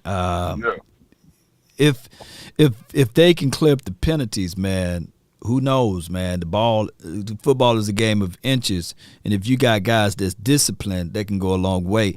To me personally, it seems as if though when I look back at the game, Randy Gregory, he just wanted to win so bad. You know what I'm saying? Yeah. It's kind of like, he was eager. He was just so eager to win, and it's hard to take that passion away from him for discipline. And I looked at it, he was a try-hard guy, but his intellect, far as being physical, that's not the way, dog. You know what I'm saying? Hitting the guy after the play, like that hurt. That hurt. And some of those. His penalties always hurt. Yeah, and did you see how they picked on number 30? Oh, yeah. They picked on him, man. I said, God, dog. They picked on that man all game. I said, and it don't look like it because he got an interception, but they picked on poor little Anthony Brown. I said, man, come on. They did. And I like, do you blame them though? Like, you know, I wouldn't just throw it dead at the moment I was Garoppolo. Yeah. You know, but Brown just happened to be in the right spot at the right time on that one. Yeah. And as far as like the Mandela effect, You know, me and my wife kind of we keep on that. You know about the Fruit Loops and what was the other one? The Fruit Loops that's spelled a different way now. It used to be FROOT, now it's FRUIT. Wow. Oh. Yeah, it's a few different things out there, man. But I just want to chime in real quick and get your thought on that, man. So let me say this, since we talking a little bit on it. So, in there's multiple universes, right? There's another. What's your name, fam? Antonio. So there's another Antonio is right now talking to a Law Nation doing the same thing that we're talking about. Maybe that universe Law Nation, he probably don't even have a beard. You know, Jimmy Johnson could still be the coach over there. That's crazy how this thing is, man. When you start peeling back everything from a conspiracy aspect of it, you know, allegedly. Yes, sir. Yes, sir. Yeah, it's real crazy, man. It's real crazy. Did you see the video where the guy had the deers with the two heads and he had the glitch in the system, and then they kind of merged together? What is that? I can't remember. Yeah, I saw that. Look, man, that's crazy. we gonna quit talking, man. Good talking to you, Antonio, man. Appreciate you, man. Good to talk to you too, man. Keep it going. Law Nation, stand up, man. Yes, indeed, man. Appreciate you, man.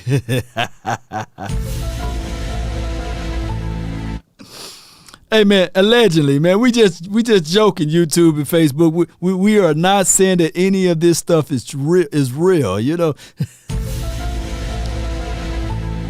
In an alternate universe, Donald Trump bought the Cowboys. 972, you live. What's up, Law? Nothing to it, man. Talk to me, man.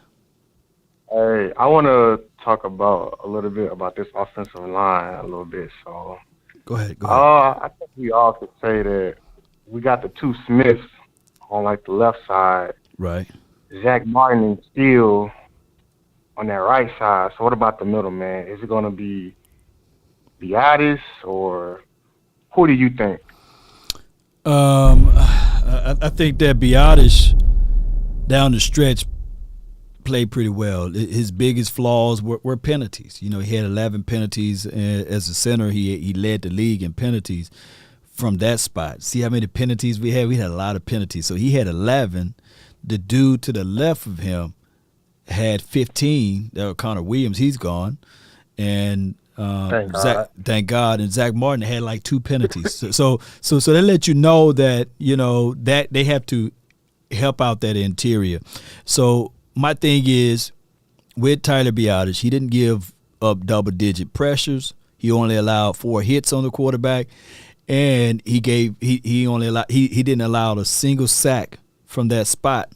So I'm looking at this will be technically his second year, but this will actually be his third year, and we will see whether or not he can pick up the pieces.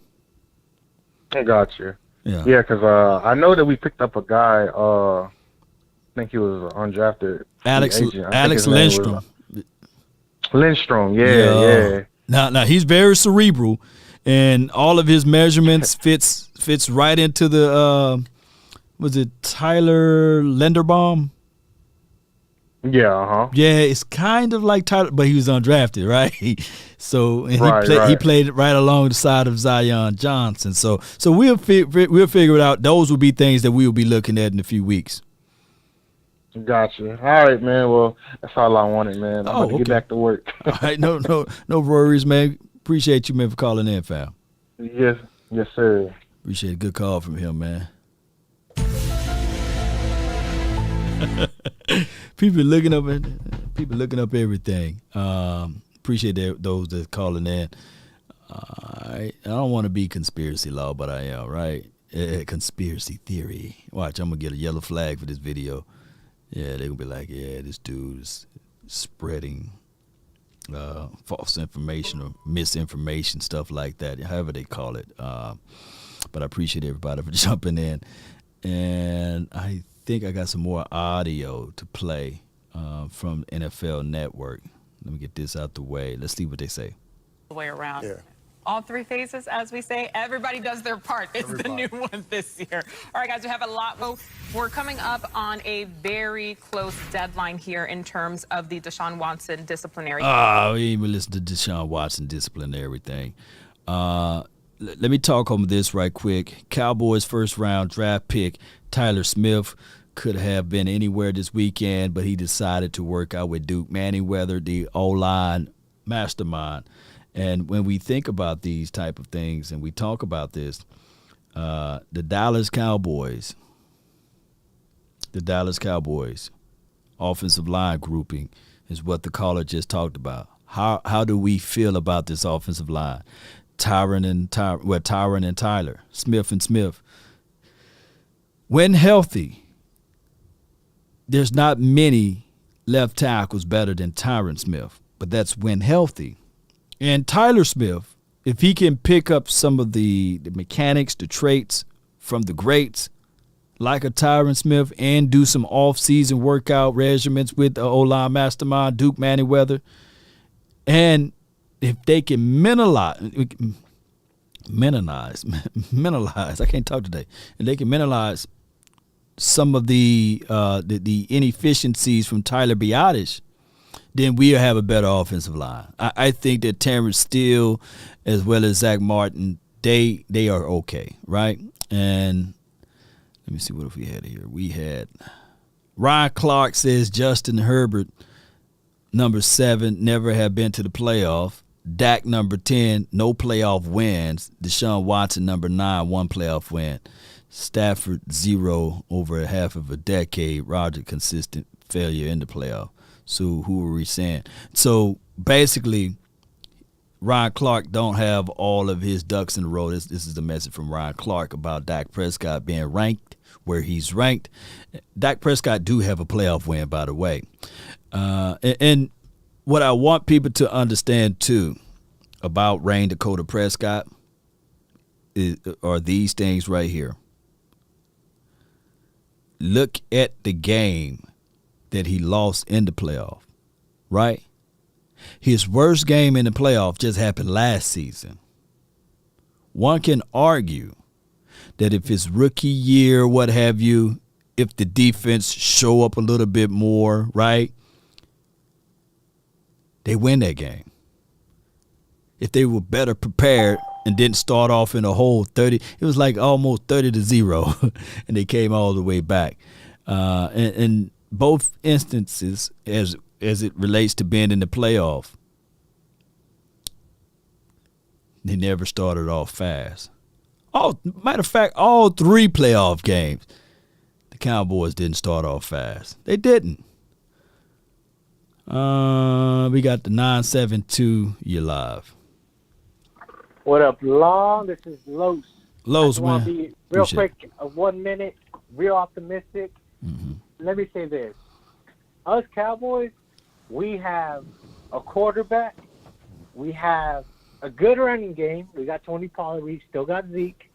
And we still have an upcoming defense that will still get in the group, especially with Micah taking the fold.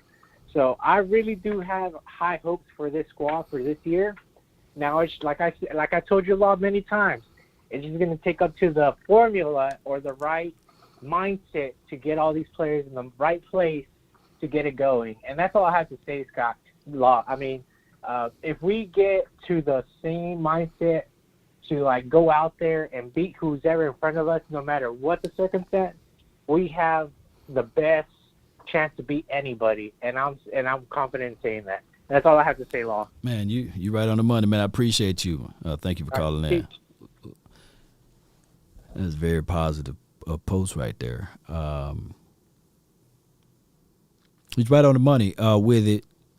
The Cowboys' best option to win the game, it would be to get things consistent and then getting his offense going. Brown secondary is killing Watson right now. Yeah, he had threw like 6 or 7 interceptions, right? Iron sharpened iron, steel sharpened steel, I guess. Lauren says, Law, do you think Dak has accuracy issues and can't read defenses? That's a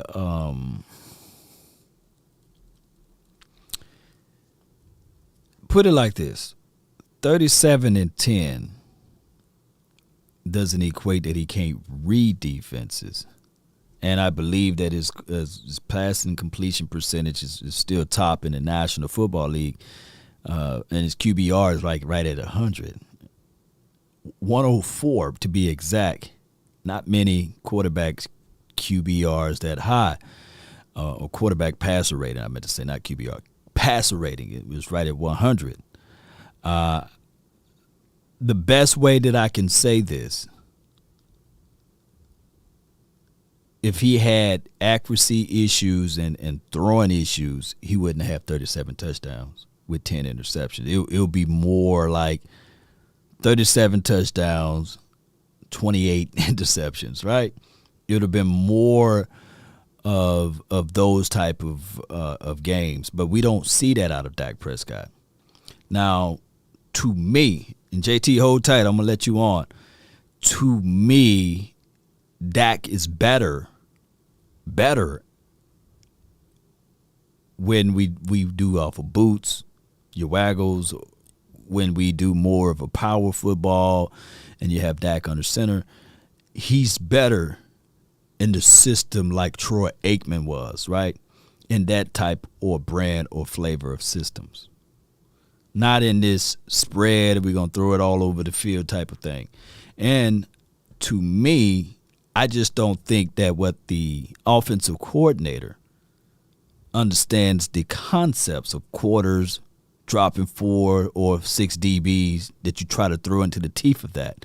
I think that you will have to run in that. I think you have to be committed to running, and then you force them to change up out of those looks, and then you kill them with the double move with your wide receiver on the outside, etc. I don't see those type of things. Let JT in. You live from the 260. What's good, Law? No, all is well, man. I can't complain, fam. Hey, but look, so I feel like this, man. Like I think the coaching staff is fine to me. I just think we have to address the elephant in the room, Law, and that's the upper management. What do you think about that, Law? Do you think that eventually we'll need to change in upper management, like front office wise? Well, do the zebra have yellow? Do the zebra have white stripes or black stripes? You know, right. They're not changing. You know, so the thing is, the management is not going anywhere. And as I said before, as above, so below. When you have some dysfunction somewhere up there, eventually it trickles down to the bottom levels, meaning that there could be some not a lot of assurance to your spot, insecurities in your role. There are favoritisms. There are a lot of politics that's involved. There are a lot of things that we see going on with the Cowboys organization that we would say, hey, man, any other organization would fix this by now. But they don't. And that's the problem with the Cowboys. Right. Can you still hear me, Law? Yeah, I can still hear you, man. You still here. But yeah, the other thing I'm trying to figure out, though, Law, is like how can we actually get like a more balanced rushing attack, Law? Because like we've gone really away from the run game the past couple years or so, and I think we need to get back to that. What you think? Well, the thing is with getting back to being the balanced approach is just being committed to it. And I think that the Cowboys, sometimes when their hands are forced to do it, they could do a damn good job at it. Keep in mind, for the first half of the season, they were ranked 4th in rushing. So, and how did that happen? Well, we lost the first game. They said we got pass happy, and they refocused and retooled themselves. In the second game against the Chargers, they went back to, we're going to use Tony Pollard and Ezekiel Elliott. And then the next game, they ran it. I think it was against the Eagles. And then they ran it against the I want to say the Panthers. They were a team that ran. So I think that the Cowboys need to look back at those tapes and say, okay, let's get back to power football and let's run it. And it can happen, but you got to have it in your mind, though. You got to have a mindset for doing it. Right. So one more thing before I go, Law, and this is something that I think we can take for the future. Like, and this is more of sort of question. Like, what's the deal with like this criticism of Diggs? Like, you know what I mean? Like people like bash like the crap out of him for like the yards that he gives up and whatnot. But I don't think people understand that like when you play an aggressive style of defense, that's just kind of gonna be natural, right? Like you're just gonna give up a lot of yards just because you play a certain coverage. Like if you keep like gambling and stuff like that, like yards are gonna be given up because it's basically like if a dude keeps gambling, like you're gonna keep losing money at some point, right, Law? Yeah, eventually you're not gonna hit on everything, but Diggs, one thing I don't want him to do is try to change his mind on how he play out there on the field. Continue to be that guy, be aggressive, stay in phase or what have you, and be the guy to tell the Cowboys front office, keep Hooker out there, as my safety over the top. One thing that can really help a defensive back out across any NFL is the ability to play up close, and if you can create pressure from that front. You got that. You can sit on routes. You can be a little bit more aggressive, and knowing that the ball is about to come out, you can literally take chances and you won't get bitten for it, because if your front four is creating pressure, it helps out everything, fam. Right. I just think for the most part, like we gotta understand. Well, not for us, like, because I think we understand, but I think for the people that just like continuously say like the dude, because look, we understand the dude gave him 1,000 yards. I understand that. Like at face value, that doesn't look good, but I think people got to understand like why. Like he gambles a lot, and so yards are just gonna be given up. Like it doesn't really matter necessarily the number. It's just like we know that yards will be given up, Law. Like that's all I'm saying. No doubt, man. Hey, we just got to keep having him to keep that mindset of staying aggressive, and everything else will work out for Trayvon Diggs, man. I don't want him to change it at all, fam. I really don't. All right. Hey, good stuff, Law. Law Nation, stand up. Appreciate you, man. I really appreciate it. It's a good call from JT, man. It's a good call from him. Give him a dog bark right there. And I hope you guys are understanding what I'm saying. I want him to continue to keep that aggressive mindset. Continue. Don't try to play differently. Just continue to be Diggs. And I seen a excerpt of him and his brother. Maybe I'll do that a little later on today to break down that. From the 973, you're live. Is Sam? Yep. Sam, what's good, man? Talk to me, man. It's not much. I wasn't going to call in, but then the Diggs thing, let's say quickly, I don't think he takes chances. I just think that like he travels with the number one receiver. Right. He plays in phase, and then at the beginning of the year, like he wasn't as well known, so people were trying him a little bit. And then, quite frankly, there were at least two pass plays where his over the top help wasn't really helpful, but they put those yards on Diggs rather than the safety. So you take away those two big plays, his yardage was basically down where Ramsey was at.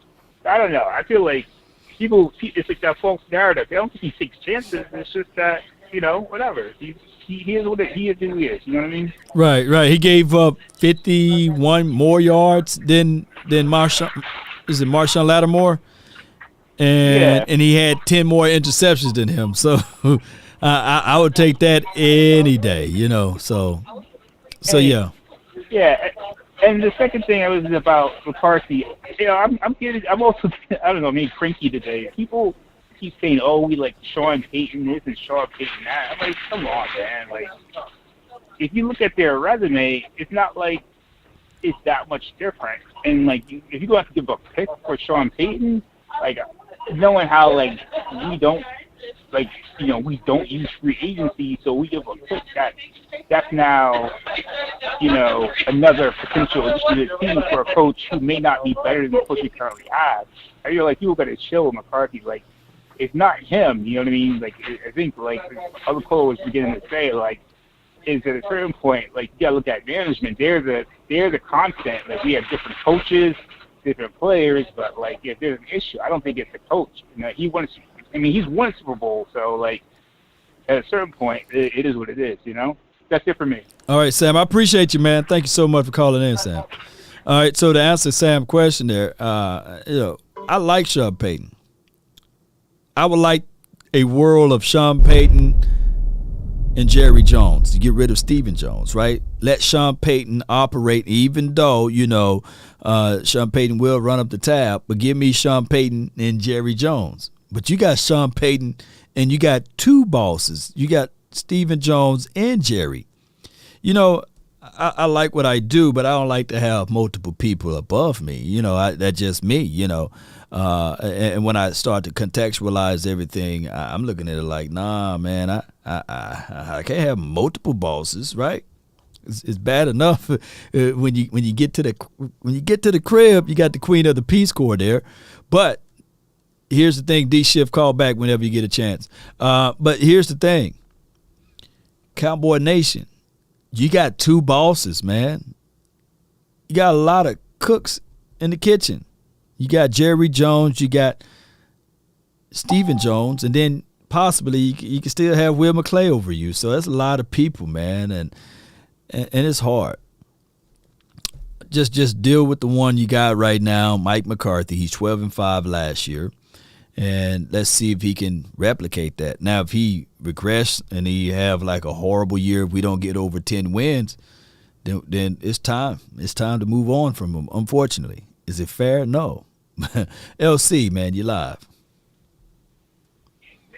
What's up, Rob? Nothing to it, man. Talk to me. I'm calling. Okay. Why everybody so down on McCarthy? Man, that's the flow right now, man. They beating up Mike, man. I'm just saying because, when he was in Green Bay, he was winning. He stayed in the playoffs. So what, the last year? I mean, the man's a good coach. I think you need to call it on off his plays, though. Yeah, well, that's going to be the thing. Yeah, I know. That's going to be the thing, That's the problem. You got the favorite right there, right? Yeah, I'm just saying, but Mike McCarthy ain't no bad coach. He's a good coach. Mm-hmm. I don't know why everybody's so down on him. He's better than half of the coaches in the league. But I feel exactly what you're saying. Now here's the thing. Have you ever worked with a mom and pop business before? Yeah. And my own mom and dad, yeah. Your mom and dad, right? And let's say, for example, you got brothers and sisters that work in the same capacity as you. 3 brothers and 1 sister. We all working there. Y'all all working there. Now, this could be crass a little bit, but do they have favorites, or are you the favorite? Well, I would say my baby brother was the favorite. Baby brother was a favorite. And when they get down to time to picking time off for certain duties or what have you, and you working, you busting your chops off, and all of a sudden, baby boy come in, he get to take the executive lunch break. He get to go with mom and them, you know what I'm saying, and leaving you in the heat. You sit there like, come on, man. Why what I'm doing this for, You say that, but that actually happened. That's Mike right there. Come on, man. Y'all giving all the credit to Boy Wonder. I tell you what, because after that Panthers game last season, I remember vividly people were saying, we don't need Mike McCarthy no more, man. We got Boy Wonder and Dan Quinn, man. What Mike McCarthy doing? He ain't doing nothing. And they was ready to sell him off. And then Mike McCarthy was like, all right, I see where this going. I'm gonna let him do it all then. Yeah. Speculation. That's only speculation, Now he can't get right in the second half. Now he can't get right. But he's supposed to be Boy Wonder. Yeah, he is got a high IQ in football. But he don't make the right adjustment. That come with time though. It do. It's gonna come with time. He ain't got that much time left messing with Jerry though. But you think this could happen? This could literally happen. Mike McCarthy ain't no fool. He could have picked up the phone and said, "Hey, Wade, man, what's going on, man? How you doing? I was just checking in on you, man. You know, how your life been treating you?" Hey, I just got to ask you a quick question, Wade. How did Jason Garrett really do it? You know.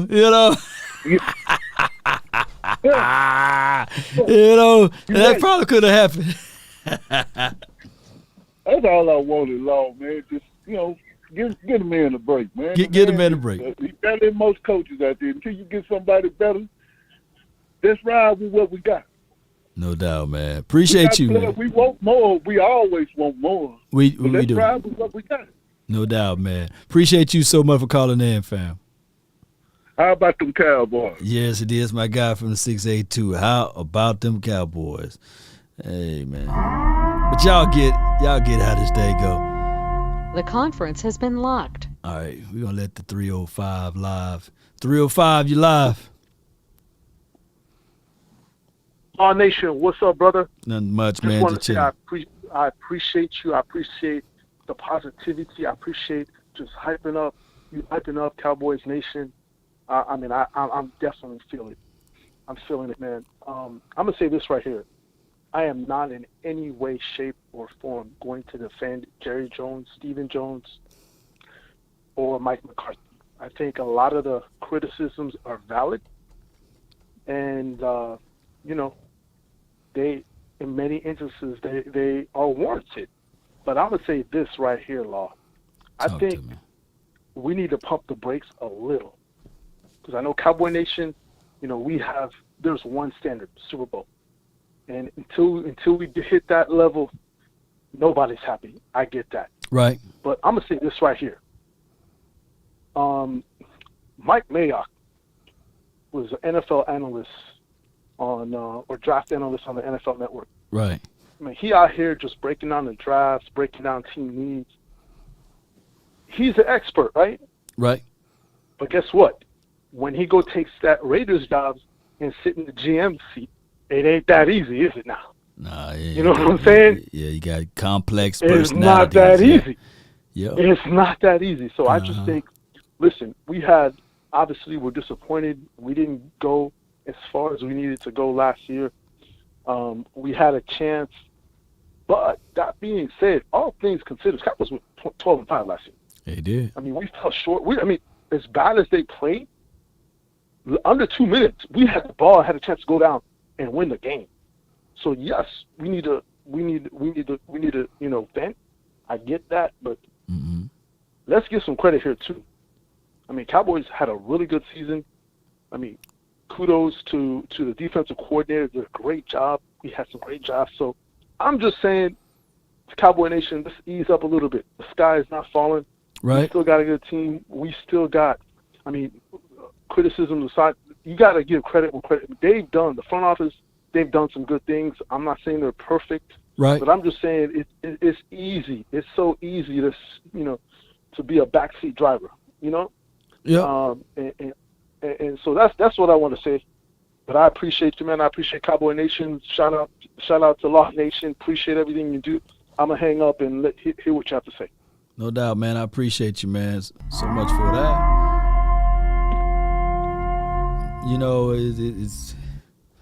It is easier critiquing versus doing it. It's easier critiquing it. It's easier to say, hey, man, I can start my own YouTube page, man, and get out here and talk 2 or 3 hours about Cowboys content. Is easy, right? We got stuff going on here. We got stuff flying around at the bottom. We got the phone lines here, and it's open, and then we got graphics. I got to click this button to jump over, and then sometimes it don't be on the right page or what have you. The audio goes in and out. I got to go jump to this thing to play the audio for clips for this, and then you get a 3-hour video, and then somebody says, hey, man, you didn't credit my content, man. You stole my stuff. I said, oh, Lord, I got to go in and edit and take that out. It's crazy, man. Then you got to be careful what you say. Censorship is at its all-time high. Even me, it was like one was it like 11 o'clock at night? I had to look up on my phone, Cowboys media. Hey, can you take this video down? We don't like you showing this. I said, okay, let me take this video down. So it's difficult. I ain't going to even lie, man. Sometimes you look back at it, you say, man, is it even worth it? We supposed to be on the same team. It's not like I'm saying something that discredit or take away the Dallas Cowboys brand and operation. But that's a story of a different day. I don't want to open up that can of worms. With all of that being said, 12-5. The Cowboys finished 12-5.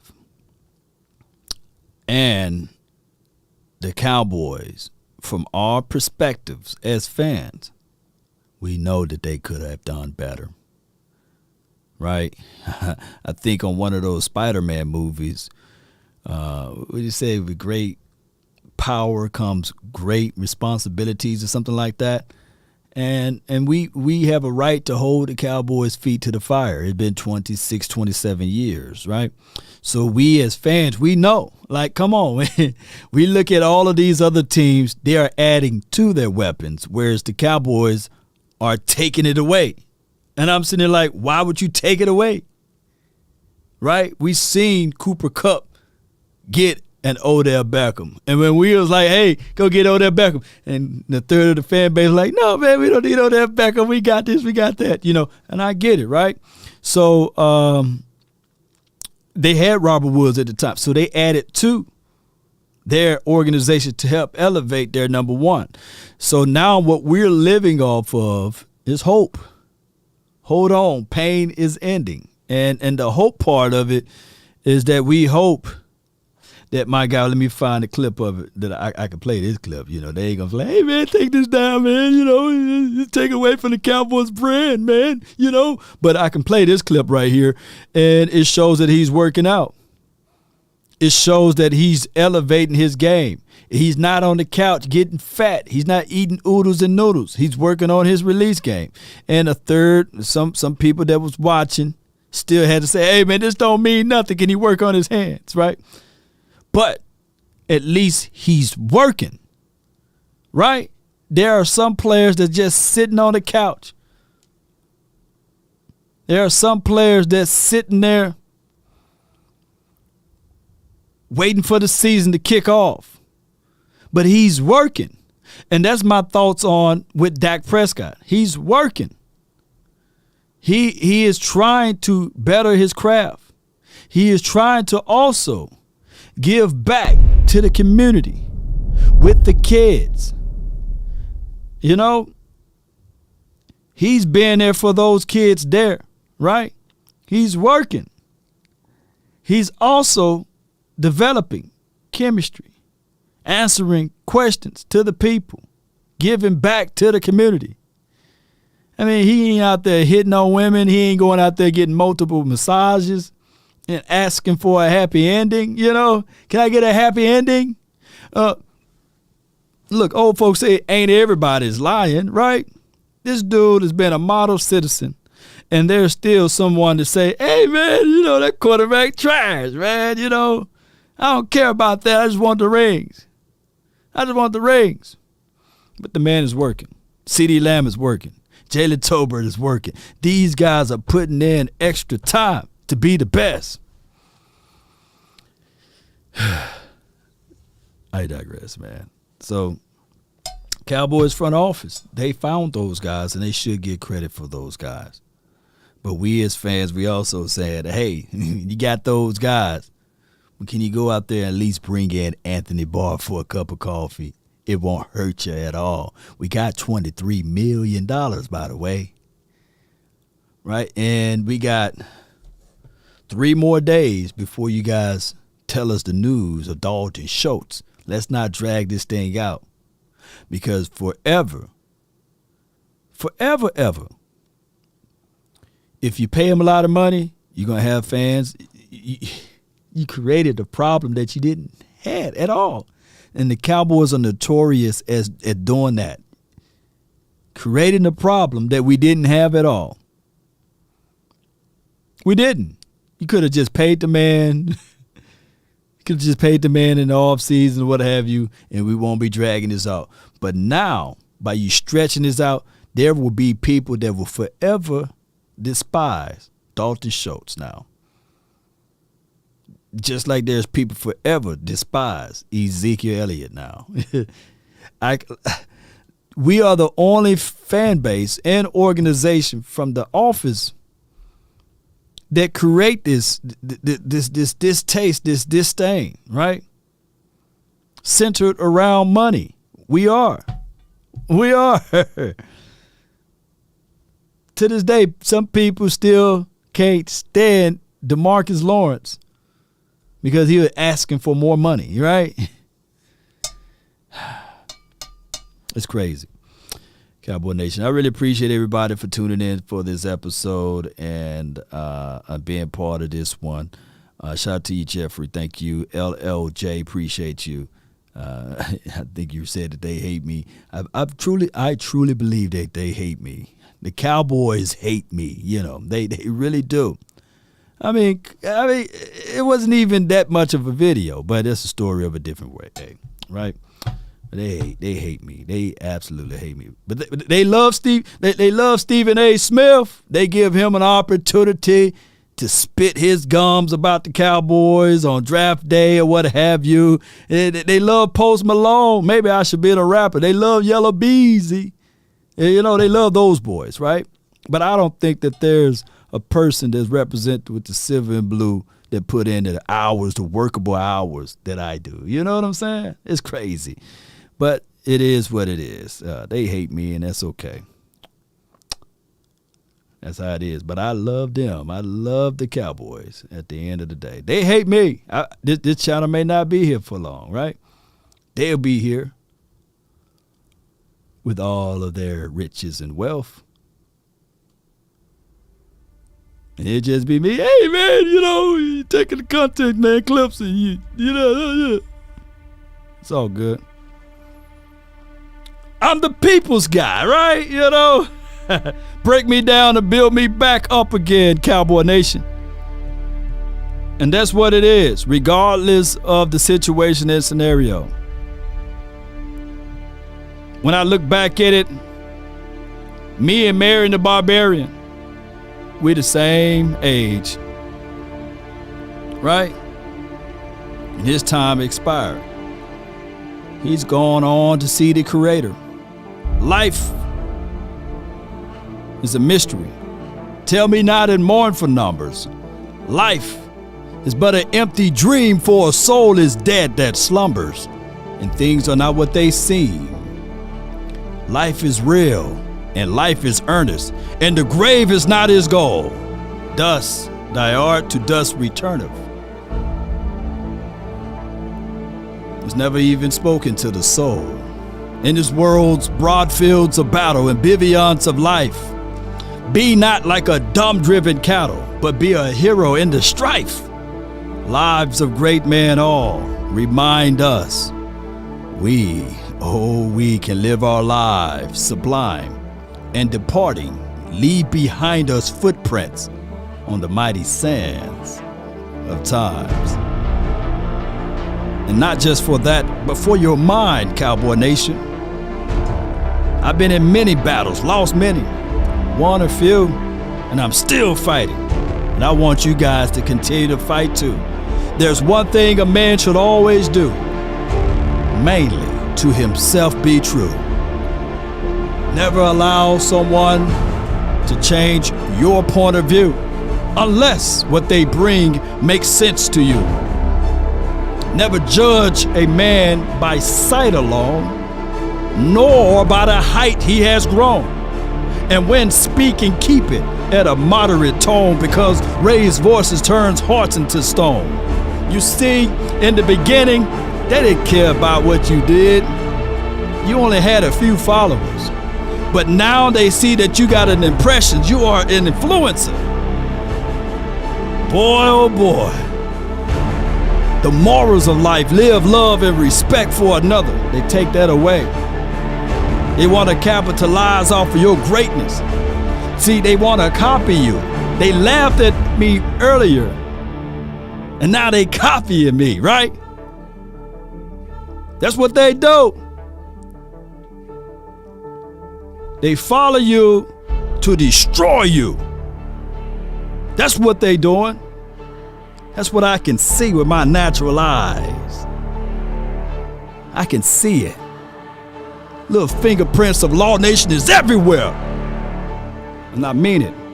Go around, just start looking, you see fingerprints of law. There's law right there.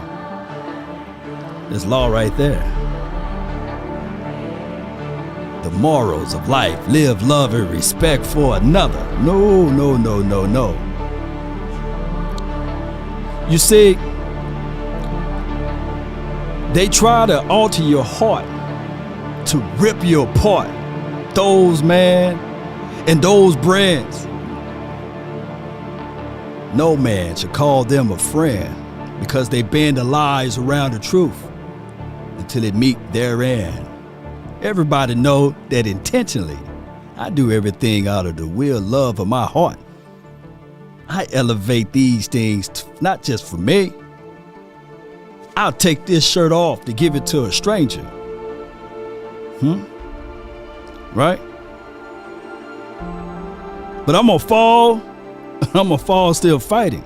That's one thing that y'all should know about me. When you pray for rain, you gotta deal with the mud too. I ain't biting or bending for no man. And I'll say it to their faces. You know, when somebody is elevated to another level of thinking, when they enter the room's silent. That's me.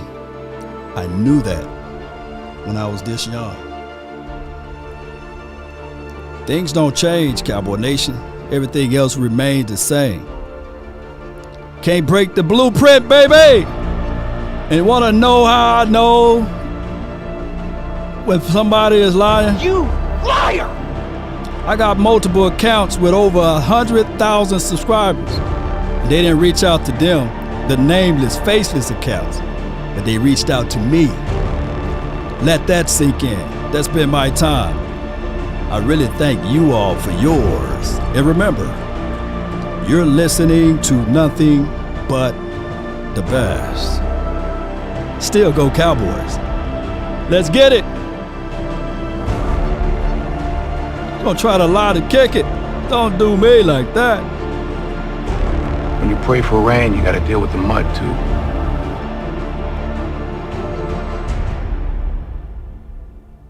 We about.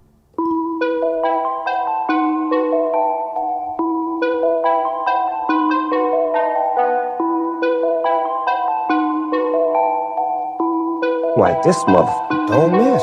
No, he's nowadays nothing really excites me. Only one of me and nobody's like me. Phone ringing and I tell him it's I got wifey on playing she freeze. Photo, please, no photos. G's, no. Let him hang, baby. Hit the door and the Come on. just whole team here, might need some. Still young, but I move like a new deal to my lawyer. Let's get it. In my management, I'm just warming up a way till I old producers saw the numbers one. Different colors in my baggy light. Yeah, shout out to Coach Mom. Shout out to Leonard Owens. Let's get it. Fingerprints is of law everywhere. And the Mecca. Come on. Hating the jealousy, my mama telling me count up your blessings and run it up. Nowadays nothing really excites me. Only one of me and nobody's like me. Phone ringing and I tell them it's I got wifey on bling. They hate me. They do. My own team that I love hate me. And I love them. I put game on layaway. I got paid to they hate me. I get paid to stay away. I get paid on rainy days. I might make it rain today. I ain't going nowhere though. Thought it'd take the pain away. In my own lane, finger roll. I would never sell my only soul. Heard your whole team was for sale. Heard it's on the market for the low. Who the realest, we might never know. All this acting, you gon' play a role. Give you the world when they sign you up. Try you out and then they line you up. Ooh. Now you're looking hungry, ribs are touching, need some food. Now you're all on live acting surprised, but you was fooled. Boy, get out the way, it's been a day, now you're old news. Now you got the pen and pad, you're trying to take my moves. Nowadays, nothing really excites me. Only one of me and nobody's like me. Phone ringing and I tell him it's ice. I got wifey on bling and she icy. Freeze, photo, please, no photos.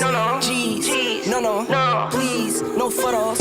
Nowadays, nothing really excites me. Only one of me and nobody's like me. Phone ringing and I tell him it's ice. I got wifey on bling and she icy. Freeze, photo, please, no photos. Let's get it, baby.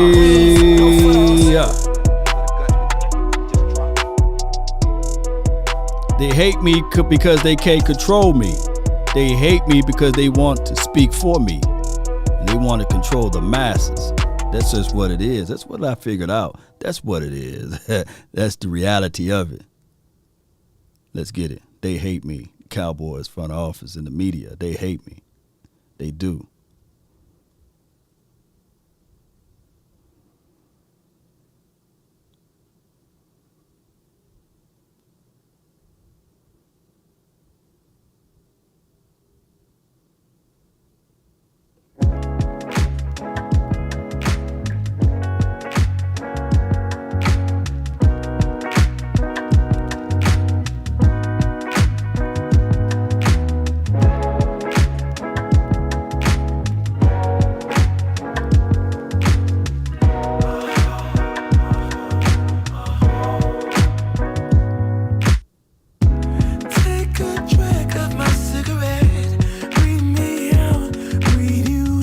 Be sure to check out other Cowboys content creators. Check out The Volume. Check out the A to Z Sports Dallas, Boss Cowboy, Mark Holmes, and anyone else that's listening. Don't let the street lights hit you all alone. You know it's dangerous to go alone. Let them hang, baby. Don't let the street lights hit you. Can I be your player too? Yeah, man. I'll follow wherever you go. Whatever you do. Player too. Execute Order 66. I've got balls of steel.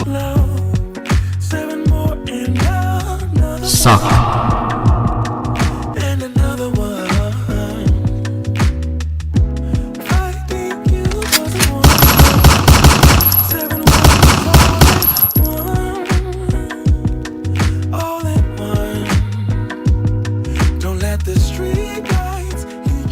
Be safe, y'all. One love. I got to bounce.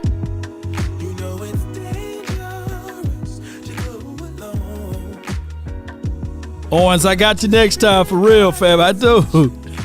I got you next time, man. DC for life. Salute. I follow.